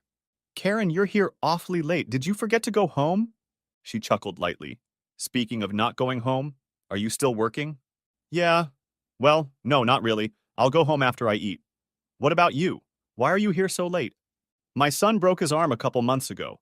Even with insurance, the hospital bill was over $1,000. I asked Bill, the manager, if I could work a few more hours. I was hoping he'd let me work lunch and dinner, but instead he gave me the graveyard shift." "Well, I guess beggars can't be choosers. Isn't that what they say? She said with a smile. I was surprised to learn that she had a son old enough to break her own arm. I'd never looked closely at Karen before. She was a good-looking woman. I would guess she was only 21 or 2. How old is your son? I asked. He'll be 7 in April, she replied. If he lives that long, he thinks he's going to be a stuntman or something. He doesn't know fear. I laughed. You'll have to buy him a hazmat suit like the astronauts have. Yeah, she grinned. What are you going to be, Steve? Ah, well, I said, still looking at the menu. Since it's almost breakfast time, how about some steak and eggs? Will do, she said, turning and entering my order into the computer. And she picked up the coffee pot and started making her rounds of the other late-night customers. I sat there wondering why I never noticed Karen except to give her my order. She was indeed a very attractive woman. A young woman with money problems and a baby. I bet she wouldn't miss a chance to go out to a nice place for dinner and dancing, I thought. Sure, why not? At that moment, she came back with my order. Hey, Karen, when you have a minute, come see me. There's something I'd like to ask you, I asked. Now would be a good time, she said, as she rested her chin on her hand and placed her elbow on the counter in front of me. Ask away, she stated with a smile. I was wondering if you'd like to take your mind off work and worries for a while and come to dinner with me and then dance. She hesitated for a few seconds, looking me straight in the face. How long has it been since your divorce? She asked. The question surprised me a little. I really expected her to jump over the counter and thank me. Well, we separated a little over a year ago, but the divorce was finalized 7 months ago. I appreciate your offer, Steve, I really do. But after dating several recently divorced men, I've realized something. I've realized that they all have a lot of baggage that they carry around for a long time, she said. I guess I looked a little shocked, but she continued. Look at you. I used to see you here a lot at dinner time, and now it's 1 o'clock in the morning, and how come? Because you immerse yourself in your work. It's the only way you can survive. When I date someone, I want at least a potential relationship. I want someone who's stable in their own life. That's not you right now, Steve. I am stable, I said in my defense. I'm good at my profession. I have a growing business. Yeah, but what about what's still swirling around in your head? Grief, anger, pain. You're already looking for another relationship, I doubt it. All that emotional turmoil you went through is still there, and it's going to be a while before it all dissipates. When it does, come to me, Steve. Come and ask me when you can enjoy life and laugh again. Then I'll be honored to go out with you. I have enough emotional problems of my own right now, and I can't take on yours as well. And she leaned over the counter and kissed me gently on the lips, and then with a smile she went off to fill the bottles with ketchup. To say I was stunned was an understatement. Was I really that messed up? Maybe I was. I thought about it all the way home. I couldn't sleep that night. I kept thinking about what Karen had said. Maybe I shouldn't even think about dating yet. Hell, I couldn't get anyone to go out with me anyway. By the next day, I had pretty much given up on dating, but I still had a problem between my legs. Damn it. Dating or no dating. I had to get laid. A prostitute? I just couldn't picture myself paying a prostitute, plus it was dangerous. No, no prostitutes. But maybe, I thought, I should try going to some meat market on a Friday night and just see if I could get laid. It seemed like the best option for me at that point. The following Friday night, I decided to take a chance and went to Foxtail, one of the best pickup bars in town. Or so I was told. The place was packed wall to wall with people, mostly guys, but there were quite a few women as well. I was surprised to find a vacant bar stool and sat down on it. I ordered a beer and started looking around. I really felt out of place. Funny how lonely you can feel in the middle of a room full of people. It didn't take me long to decide that I would finish my beer and leave. I was on the verge of taking one last sip before I left when the bartender told me someone was looking at me. I looked over and saw an attractive woman looking at me. I smiled. She did too. I was trying to decide what to do next when she started walking in my direction. You're the photographer, aren't you? She asked. I was stunned. Ah, yes. At least I'm a photographer. I'm sorry, do I know you? I'm usually good with faces, but I didn't remember her at all. I knew she had never modeled for me. Not really, she said, extending her hand for a shake. My name is Jeanette. My ex-husband is Wally Simsky. You used to work with him. I saw you a few times when you met him at one of his houses, but I always stayed in the car. I don't think you even knew I was there. Now I knew who she was. Her ex was in real estate. When I first started my business, I used to shoot the interiors and exteriors of the houses he was selling. It didn't pay very much, but in those days I took whatever I could get. I remember that sometimes he had a woman sitting in his car when he met me at the house, but I was never introduced. How do you do? I said, shaking her hand. It's nice to finally meet you. Me too, she replied with a smile. At that moment, the guy sitting next to me left. I quickly put my hand on the stool to make room for her. She sat down and asked if I still worked for her ex. I replied that no, that I hadn't done that kind of work in 3 or 4 years. We seemed to get along quite well, and in a full hour of conversation, she never once mentioned astrology, which was fine with me. I asked her out, and she said yes. The next evening, I drove up to her house nervously. I wondered if she had the same goal for tonight as I did to getting laid. I hoped she was. She seemed like a nice person, and from what I'd seen the night before, she had a nice body, but there was certainly no spark, at least on my part. I knew it wasn't going to be a big romance between us, but a friend with benefits type relationship I certainly wouldn't mind. She pecked me on the cheek when she met me at the door, and we headed out for a nice dinner.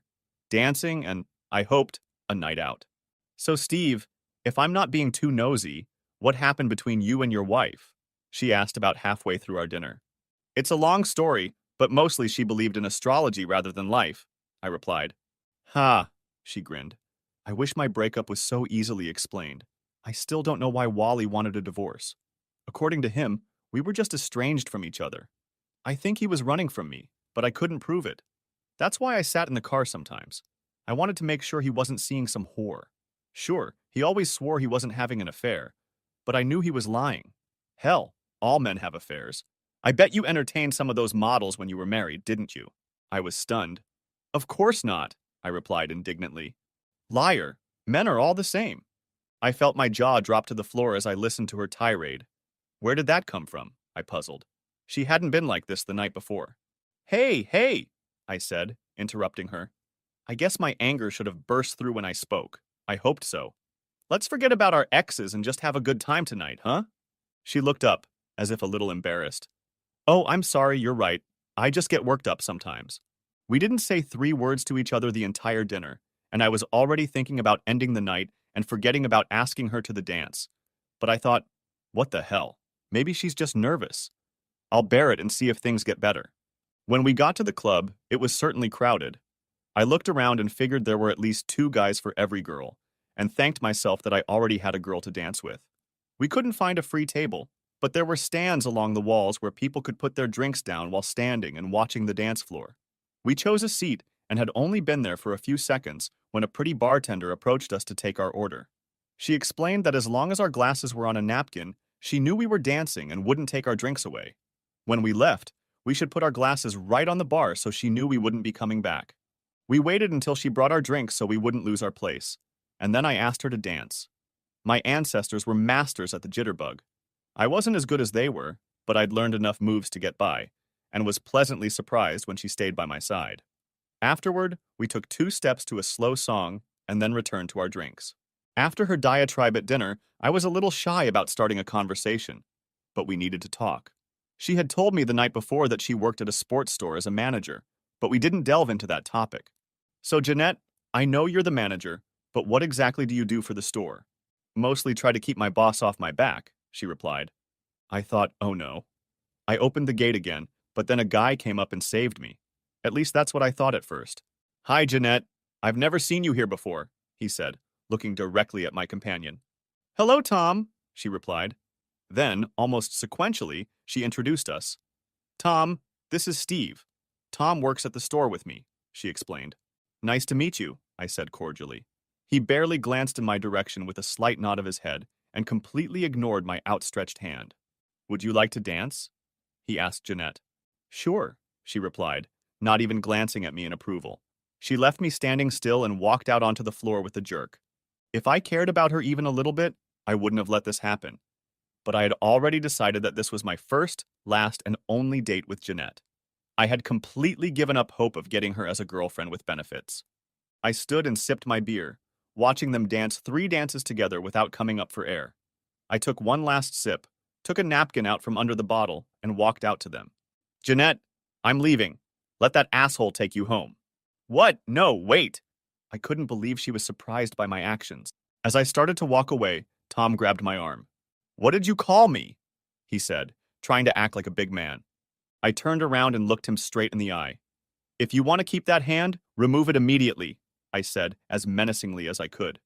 Apparently, he didn't want to test me because he let go of my hand. Steve, wait, I'm sorry, we were just talking, she said, apparently trying to apologize. I didn't say anything else. I just turned around and walked to my car. All this dating is real shit, I thought as I drove home.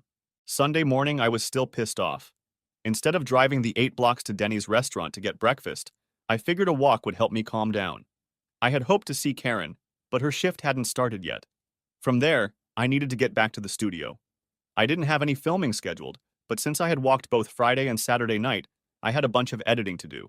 As I walked into the office, I saw a light blinking on my phone letting me know I had a text message. Guess who it was from? Steve, I am so sorry about last night. Before you picked me up, I called Wally to let him know about our date. I tried to make him jealous, but instead he just told me what a great guy you were and wished we had fun. I was so mad at him. That's what caused all the ranting at dinner. Then I was so ashamed of what I said that when Tom showed up, it was kind of a relief. I just needed to get my mind off you for a few minutes. Tom really is a big jerk, and I had intended to reunite with you after that last dance. I guess I waited one dance too long, huh? Tom doesn't know where I live, and I wanted to keep it that way. So after you left, I took a cab home. I'm really ashamed of the way I treated you, so I apologize. I think I'll understand if you don't call me about dates anymore. Goodbye, Steve. I was glad she understood, because I had no intention of asking her out. After the divorce, she had even more problems than I did.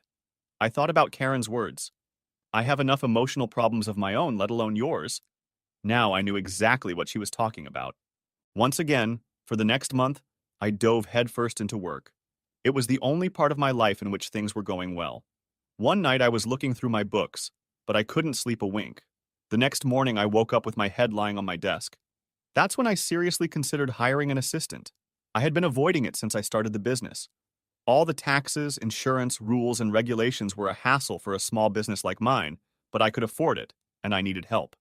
I was putting together an ad for the paper when the phone rang. Stephen Haynes Photography, I answered. Hi, Steve, it's Gail. Hey, doll, what are you shaking? I asked in a huff. Usually when she called it was an invitation to something or other. Steve, did you know Barbara Sheffield? She was the one who ran the astrology club? I wondered why Gail was asking me about Barbara, since they had only met a couple times, and then it hit me. She said, Did you know? Yes, Gail. Why did something happen to her? She died of a stroke. I'm sorry. I know you liked her no matter what.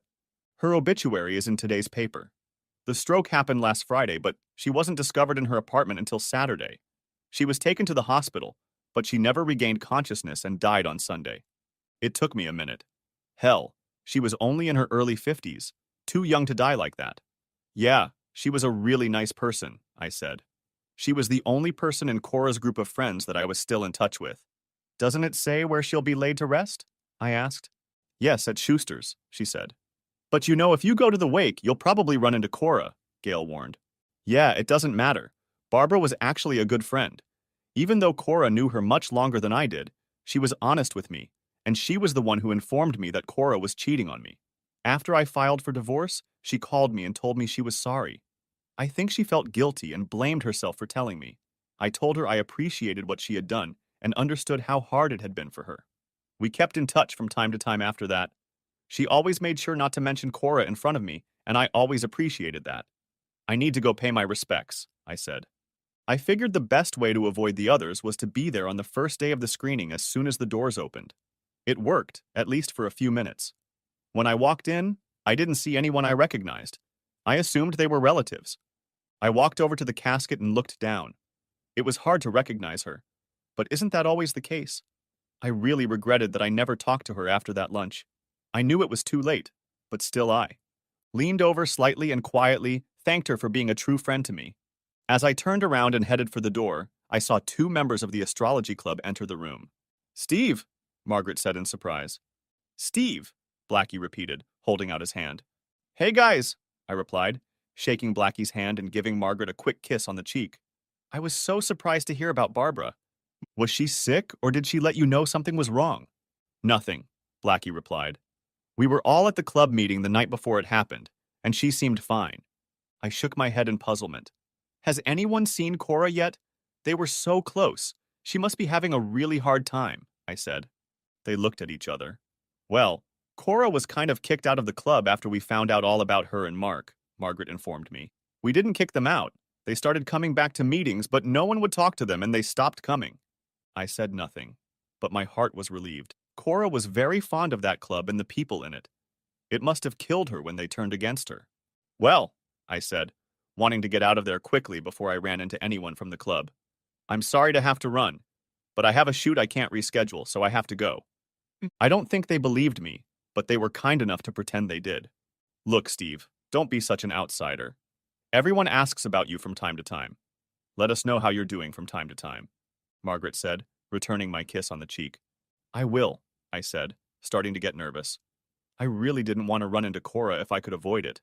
I shook Blackie's hand again and headed for the door. I was just pulling out of the parking lot when I saw Cora pull up to the house. I was a little surprised to see she was alone. Where's your asshole perfect boyfriend? I caught myself thinking. I saw her eyes widen when she saw me, and it looked like she wanted me to stop, so I pushed her away and got out of there. On the way to the studio, I thought about what Karen, the waitress at Denny's, had said about all those feelings that were still bubbling up inside me. She was right. Even a year later, when I saw Cora again, all the resentment and anger rose to the surface again. I chided myself for letting it happen. Living a good life was the best revenge, I told myself. I had to work on it. Sure enough, after I returned to the studio, it became my life again. Another month passed, and I found myself editing the day's shoot again at 2 in the morning. Damn, I said to myself. I was going to get an assistant and forgot about it. Tomorrow I'll write an ad and post it. I need help. So I did. I placed an ad in the paper and on the website, and the very next day I had 6 interviews. After interviewing the first 4, I was almost ready to give up. I didn't expect them to know much about my job. I could have trained them, but they had to be teachable. Half of the people who came in couldn't even fill out a job application. I had just escorted the last applicant out the door and was heading back to my office, grumbling something about half the day being wasted, when suddenly I heard the door open. I turned around and saw Megan standing there with a startled look on her face. I had to admit that she looked beautiful. Megan, what a nice surprise. I'm glad you're here. I want to apologize. Mr. Haynes, please, I'm the one who should be apologizing. I'm very sorry. For what? I asked. Because is there somewhere I can sit down? I'm a little nervous. Sure, follow me, I said, leading her through the studio to my office. Here, I said, motioning her a chair. Have a seat. Would you like a cup of coffee? I just made it. Yes, please. She sat down and took a sip before speaking again. Mr. Haynes? I thought we had that settled, I said, interrupting her again. My name is Steve, remember? Okay, Steve, she replied with a smile. Now please stop interrupting me, or I'll never be able to say what I came here to say. Shoot, I said, sitting down across from her. Mr. H. Ah, Steve. When I first saw your work years ago, I thought you were very talented. Over the years, you've produced some of the best work I've seen, and I'm not the only one who thinks so. I was about to say something modest, but she threw me a look that told me I'd better not interrupt her again. I only smiled modestly and sat back down. I've also heard some of the people you've worked with say what an amazing guy you are. I've wanted to meet you for a long time, but I haven't had the chance. I knew you were married and I was engaged, so I didn't have any romantic expectations. I just thought, well, I may have had a few romantic notions, but I knew they were just fantasies. I thought I saw my chance as she took another sip of coffee. Megan, Please, Steve, let me get through this. I fell silent and she continued. I've known Gail for years. We work out together at the gym all the time. She knew about my fiancé leaving and invited me to her New Year's Eve party. I declined at first, but then she started telling me about a wonderful, recently divorced guy who would be there. When she said your name, I almost died. I couldn't believe it. I told her how I'd wanted to meet you for a long time, and I immediately accepted the invitation. Then I started to get nervous. By the time I got to the party, I was like delirious. A couple hundred odd shots of Brad's vodka helped me calm down, and by the time you arrived, I was pretty relaxed. She sipped more coffee and continued. Anyway, when we started talking, I was still pretty nervous, but the conversation flowed normally until there was a little lull. Remember? That's when I asked about your sign. I remembered all too well, and it probably reflected on my face. Steve, I had no idea what happened between you and your wife. I know nothing about astrology, absolutely nothing. I just said that because guys ask me all the time what my sign is, and it was the first thing that came into my head. Hell, I don't even know my sign. I say I'm a Virgo because they're supposed to be well-organized people. At least that's what I was told. When you left, I realized I said something wrong, but I didn't know what. I started crying, and that's when Gail came in and took me upstairs and put me to bed in the guest room. It wasn't until the next day, when she and Brad told me what had happened between you and your wife, that I realized my words must have hurt you terribly. I wanted to apologize, but I was embarrassed, and maybe a little scared. It wasn't until I saw the ad in yesterday's paper that I plucked up the courage to come. An ad? I interjected. You mean for a job? She nodded her head. Yes, I wanted to apply, but I couldn't without apologizing first. I was dumbfoundedly silent for a moment. First of all, I'm the one who owes you an apology. She started to say something, but I held up my hand. Now it's my turn to speak. Like I said, I'm really sorry for leaving you at the party in that state. It was incredibly rude of me. You have no idea what happened between Cora and me, and I shouldn't have reacted that way. Again, I'm truly sorry. Secondly, I would love to have someone with your qualifications working here, but I'm afraid there's no way I can pay you as much as you make at Allen's. A slight smirk appeared on her face. How much do you think a designer makes at Allen's? No, wait, she said quickly. Maybe I should find out how much you pay before I tell you. Truth be told, I wasn't planning on paying more than minimum wage, but I also didn't expect to find someone with your expertise. As I advertised, I thought about how much I could pay if I actually found someone I could rely on. There was no point in haggling. I'd be happy to pay her top dollar. It would actually be worth it just to have her around to look up to, I thought. Megan, I'd like to pay more, but I'm afraid the best I can do is $500 a week. Of course, that includes... I agree, she whispered. Really? Said I, looking more like an excited schoolboy than a seasoned businessman. Yes, she said, but I'll have to give Alan a couple weeks' notice, do you mind? Yeah, sure. Well, I said, standing up and extending my hand, welcome to Stephen Haynes Photography. I showed her around the studio. From the way she was attentive and the way she asked questions, I knew she would be very helpful. I had her fill out an application as well as insurance forms. Just as she was leaving, a client walked in. She smiled broadly when I introduced her as my new assistant. The next day, she called me. Hi, Steve. Can I still call you Steve, or should I go back to Mr. Haynes since you're my boss now? Hi, Megan, and if I catch you calling me Mr. Haynes, I might take away your paycheck, I joked. She chuckled. Okay, Steve, just checking in. I'm calling to let you know that Allen's is going to make me work for 2 weeks. I was hoping they'd let me go when I notified them, but no such luck. Oh, I didn't expect them to let you go, Megan. I expected them to keep you there as long as they could. I wouldn't be surprised if they offered you a raise to entice you to stay, I told her, suddenly feeling apprehensive. I hadn't thought about it until I said it. Damn, I wondered. Would they be able to lure her back? They already did, she replied. I told them, no thanks. A couple times over the next couple weeks, Megan stopped by the studio in the evening to help me out. I couldn't believe how lucky I was to have a woman like her. The first day she came in ready to work. By noon, we had done more in a few hours than I would have done all day on my own. Megan, it's customary here for me to buy lunch for all my employees on their first day. All of your employees? How many have you had? A surprised Megan asked. You're the first, but all customs have to start somewhere, I grinned. I hung the for lunch sign on the door, locked it, and took her to Denny's, which was my favorite lunch spot. We found a booth in Karen's section and sat down. Hey, Steve, you brought company today, she said. You know that means big tips, right? She said with a smile. Hi, Karen. Meet Megan. She just started work today as my new assistant. Karen looked shocked for a moment. Your assistant, really? She asked, looking at Megan. Megan grinned and nodded her head. Yes, she answered proudly. Congratulations, Megan. Maybe now Mr. Workaholic won't have to come in at 1 o'clock in the morning anymore. Not if I can help it, Megan replied, looking at me. We had a great conversation over lunch. She told me that she had fallen in love with photography in college and was looking forward to going on shoots with me to see how I worked. When we were about to finish, Megan excused herself to the ladies' room, and Karen brought me the check. Looks like I missed out, yeah? She said as I dug through my cash. Missed what? You. You asked me out, and like an idiot, I turned you down. I can be really stupid sometimes. Karen, I don't know what you're talking about. You want to go on a date? Is the offer still on the table? Don't be ridiculous. She wouldn't like it. Who wouldn't like it? Megan, silly, this girl is in love with you. Don't tell me you haven't realized that yet. Karen, we don't even know each other, not really. Besides, she works for me. It would be a conflict of interest to get involved. She only smiled. We'll see, she said. The two girls crossed paths as Karen left. They said something to each other, but I couldn't hear what. Megan was smiling when she returned to the table. That night, I closed the studio for the first time in a year and went home before 6 in the evening. I didn't know what to do with myself when I got home. By the end of the first month, I wondered how I had ever gotten along without Megan. She was a quick learner and already knew most of my lighting techniques.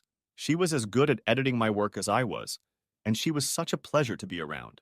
A few times I caught myself fantasizing about having fun with her, but now that she was my collaborator, I decided that was out of the question. As Erica had told me, it was a conflict of interest. If she and I hit it off and then split up, I could lose her as my assistant, and I couldn't take that risk. Steve, Jim Roper called the other day. He wants you to call him back as soon as you get in, Megan told me when I got back from running some errands. I immediately picked up the phone and called him back. Jim was the man in charge of advertising Cheetown Candy, my biggest client. Hey Jim, it's Steve. I just came by and Megan told me to call you back. Yeah, by the way, who's Megan? Since when do you have an assistant? Since a couple months ago, I told him. Things got so crazy around here that I had to hire someone. Does she look as appetizing as she sounds on the phone? A guy who works at a candy company should use a word like delicious when describing a woman. Melt in your mouth, I replied, using his lingo. Megan looked right at me when I said that, but I was sure she had no idea what I was talking about. You're going to take her with you to Peoria, aren't you? Ah, I didn't know I was going to Peoria, Jim. When will that be? That's what I wanted to talk to you about. We're running a campaign to follow up on those commercials you did for us on the River Walk, only this time we're doing it right. We're going to do a series of commercials. We're going to need 3 different models. Are we going to have time to do all that? I asked. If I remember correctly, the Riverfront Association kept us on a short leash last time. Steve, they got so much free publicity from our ads that they're going to be out of their depth this time. The whole place is at our disposal for as long as we need it. I'm guessing 3 days, 4 at the most. You need to tell me when you can do it. I need to know as soon as possible so I can get everything organized. Okay, Jim. I'll check my schedule and get back to you later today. Do you have any models or do you want me to take care of it? I have one, he replied. I don't think you know her. Her name is Jessica and she's from Los Angeles. The boss saw her picture somewhere and had to get her for this. The other 2 I'll leave to your discretion. Okay, I said. Let me do some maneuvering and get back to you before the end of the day, I told him before saying goodbye. What was that? Megan asked.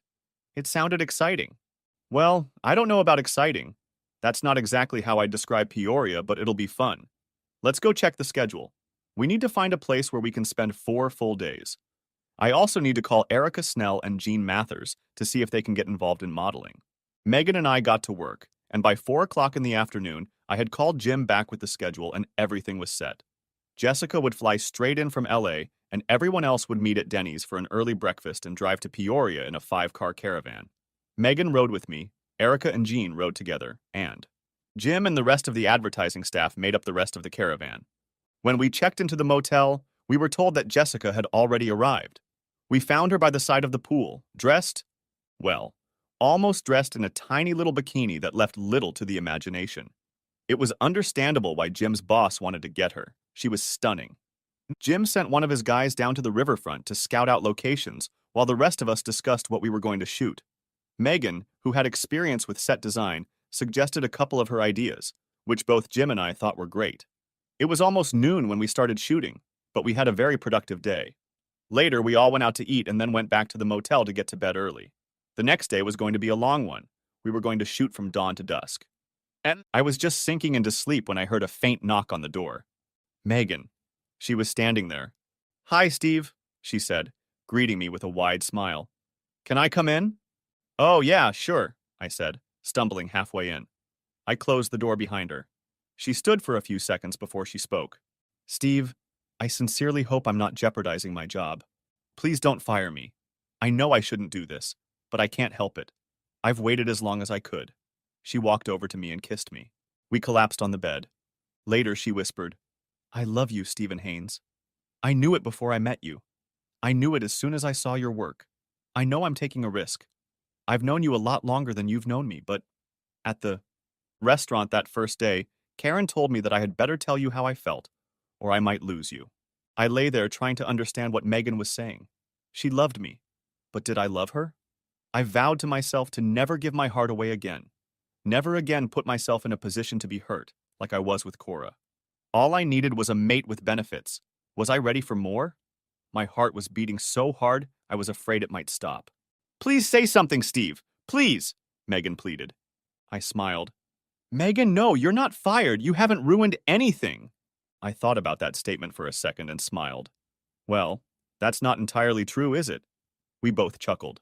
However, I need a little time to think it over. When Cora and I were together, she was the most important thing in my life. As a result, when we broke up, it nearly killed me, and I swore I would never let that happen again. I would never let myself fall in love with another person that much. Ever. Lately, though, I'll admit, ever since you came into my life, I've been struggling with these feelings. When you're not with me, I miss you. When I come home at night, I think of you. I dream of waking up next to you the next morning. Honestly, I don't know if I can love you as much as I love Cora. I don't know if I'll ever love someone as much again, but I know I don't want to lose you. I want you in my life, Megan. Can you agree to that? At least for now. She smiled. Thus, we fell asleep. Hey, are you guys up yet? Come on, chop chop, it'll be daylight in an hour. Jim's voice came out, waking us up. Looks like our secret's out, huh? Said Megan with a slightly worried look. How did he find out? Honey, after last night, I'm sure the whole motel knows about it. We were pretty loud. Megan looked so embarrassed, then smiled. You called me cute, she said. Yes, I did, didn't I? Half an hour later, we all met for breakfast and then headed to the river for a long day of filming. Again, Megan was invaluable as my assistant and made suggestion after suggestion, most of which we accepted. That night, as well as the next, she again went to bed with me. The morning we were to leave, I woke up and looked at her. She was smiling in her sleep. If I was honest with myself, I had to compare the previous 3 days to some of the most wonderful days of my life, even the ones I had spent with Cora. Did that mean I was falling in love? Despite my determination not to let it happen, was I really letting my heart be threatened again?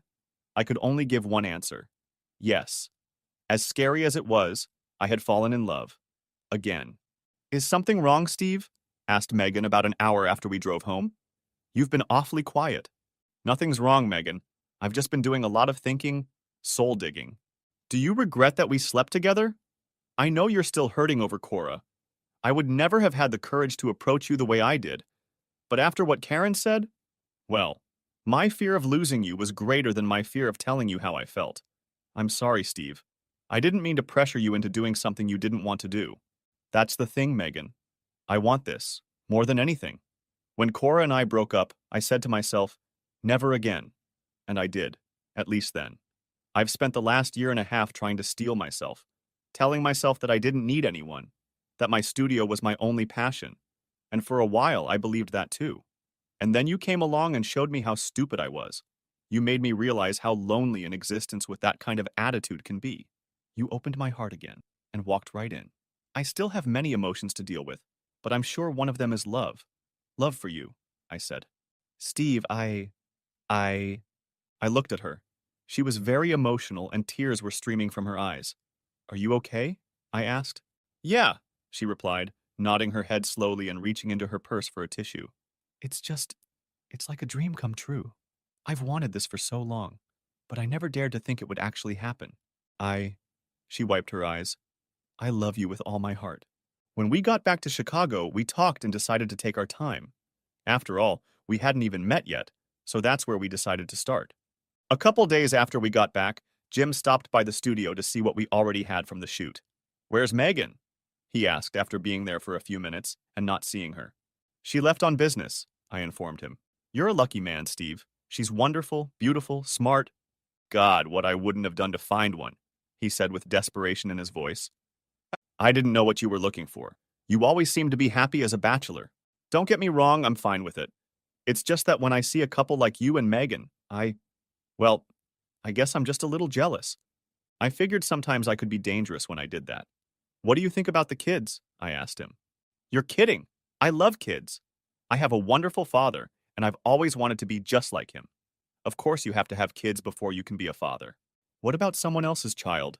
Can you be a good father if the woman already has a child? He looked at me suspiciously. What are you getting at? Jim, have you had lunch yet? No, why? Sam! Because there's a waitress at Denny's where we all had breakfast before we left for Peoria. Her name is Karen. She's absolutely gorgeous, not to mention smart and outgoing. She has a 7-year-old boy. Come on, let's have lunch. I'll introduce you and then you're on your own. I introduced them, and by the time we left, they were like old friends. They started dating and even went out together a few times with Megan and me.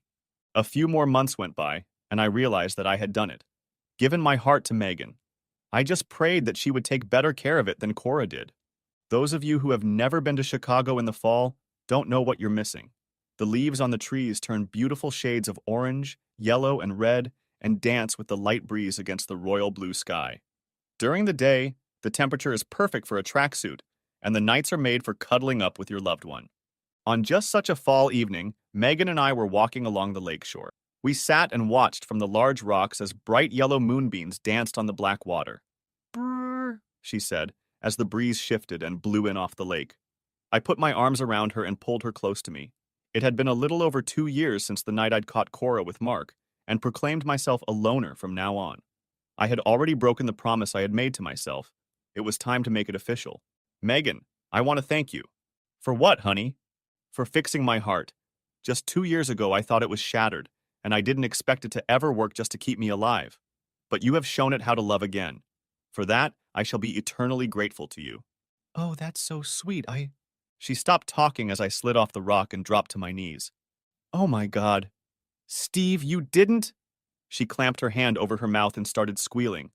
Megan Biondi, I said, pulling the ring out of my pocket. Will you marry me? She was at a loss for words. She just held out her left hand and nodded, tears streaming from her eyes. I put the ring on her finger just before she jumped off the cliff and threw herself into my arms. She kissed me a few times and then laid her head on my chest. She still couldn't speak. We set a date for the following May. It was an unseasonably warm day in early March. Megan and I were sitting in the back office sorting out our latest assignment when I heard someone come through the front door. I'll see who it is, honey, I said, as I stood up and headed for the exit. At first, I thought my eyes were deceiving me. Cora. Hi, Steve, she said modestly. How are you? She looked good. Her blonde hair was as silky as I remembered it, and her blue eyes were like the waters of a Caribbean island. I'm doing fine, Cora. How about you? She tried to smile weakly. Oh, not too well. I've come to tell you that I'm sorry for what I did to you to us. You were right all along. Life is what we make of it, not what the stars say. I still didn't know it the last time we spoke. In the restaurant, I told you I was sorry for my affair and my dishonesty about it. When you confronted me in the motel room, I'd never been so ashamed in my life. When you broke my rings, I broke down with guilt. I never meant to hurt you like that. But at the same time, I still believed that Mark was my destiny, not you. God, how can a girl be wrong? So you don't believe in astrology anymore? No, I don't believe anymore, Steve. The stars told me Barbara would live to a ripe old age, and she died at 57. The stars told me you were untrustworthy, and I was the one who was deceived. The stars told me Mark was my perfect match, and it turns out he tried to sell me to his friends. Now he's in jail for drug possession. Can you believe he thought I'd bail him out? Mark was an unbelievable disaster. And when I think about what I threw away, well, no, Steve. Astrology is bullshit, like you've always said. I just wish you'd convinced me of that before I ruined our marriage. I tried, Cora. I begged you. I know you tried, she said, bowing her head. She looked at my left hand. I see you haven't put the ring on yet. Is it too late to try again, Steve? At that moment, Megan came out of the back room and gave me a hug. I knew she had overheard our conversation and had come out to make her claim. Honey, Oh, I'm sorry, she said tokenistically. I didn't realize you were talking to a customer. Until that second, there had been hope on Cora's face. Megan, this is Cora, my ex-wife. Cora, this is Megan, my fiancée. We're getting married next month, I told her, trying not to sound like I was rubbing it in. Cora, Megan greeted her, extending her hand. It's so nice to meet you. I felt a little sorry when a look of desperation appeared in Cora's eyes. She and Megan shook hands, and Cora graciously extended her congratulations to us. Well, you two, she said, with eyes glistening with tears. I just stopped by to say hello.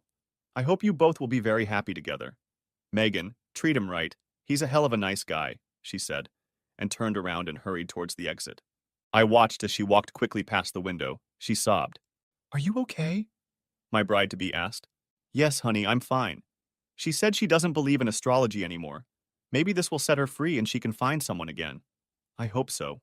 On my wedding day, I thought I was going to be nervous, but I wasn't. I knew it was the right thing to do. Gail was the matron of honor and Brad was my best man. My family attended the wedding and Megan's mom flew in as well. She was a more grown-up version of her daughter. Jim, Karen, and her son Daniel were also in the audience, and I knew they would be next. In the months leading up to the wedding, Megan kept me in suspense. She asked me not to buy myself an engagement ring. I had no idea why, and she didn't want to tell me. She said I would find out on the wedding day. Surprisingly, the buttons didn't come off my tuxedo when I saw my bride-to-be walking down the aisle. She was the most beautiful bride I had ever seen. The priest began the ceremony. We each said our vows. Then it was time for the rings. For the second and last time in my life, I proudly said, "With this ring I am married," and slipped it on her finger. Megan took my left hand. My father was the best man I ever knew. She told me loud enough for everyone to hear. I was his princess, and he was my king. He was taken from us when I was only 16. The only thing my mother had left of him was his wedding ring. She wanted me to give it to you on the happiest day of my life. We both know he would have approved.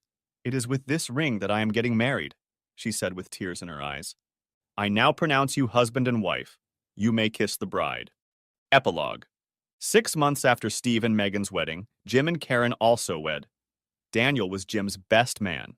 Megan and Steve continued to work together, and Steve's studio grew in size, growing and growing. Within 3 years of the wedding, it had 5 employees. This was good because by then, Megan was pregnant with her second child, and Steve needed help. Every little girl should have a baby brother, and Lindsay Haynes was about to have one. It was a Sunday afternoon, a perfect day to go shopping at the mall. A very pregnant Megan walked beside her husband, who was pushing Lindsay in a stroller. They smiled and talked and laughed as they shopped for clothes for their newborn. They didn't even notice Cora as they walked past the food court, but she noticed them. She watched the proud parents walk by. They were so happy together. Ned, she remembered the baby talk they had when they were still married. Back then, it had made her so happy that sometimes she thought her heart would burst. Now they were just sad remnants of her childish foolishness. Cora reached up and brushed the tears from her eyes, but new ones followed. Oh God, how could I have been so blind? She muttered to herself. They had been in several stores already, and she could only see their backs, wondering if she would ever be this happy, if she would ever find someone she could love like Steve, if life would give her another chance, if she even deserved a second chance. Tears rolled down her cheeks, and she sobbed involuntarily, pulling a tissue from her purse. One thing she was sure of. If she ever found another man, a man she could love and who would love her, she would not miss him again. She would be the best, most loving wife and mother a man had ever had. But what were the odds? The end. Thanks for watching. I hope you enjoyed it. So subscribe to my channel and watch the next video.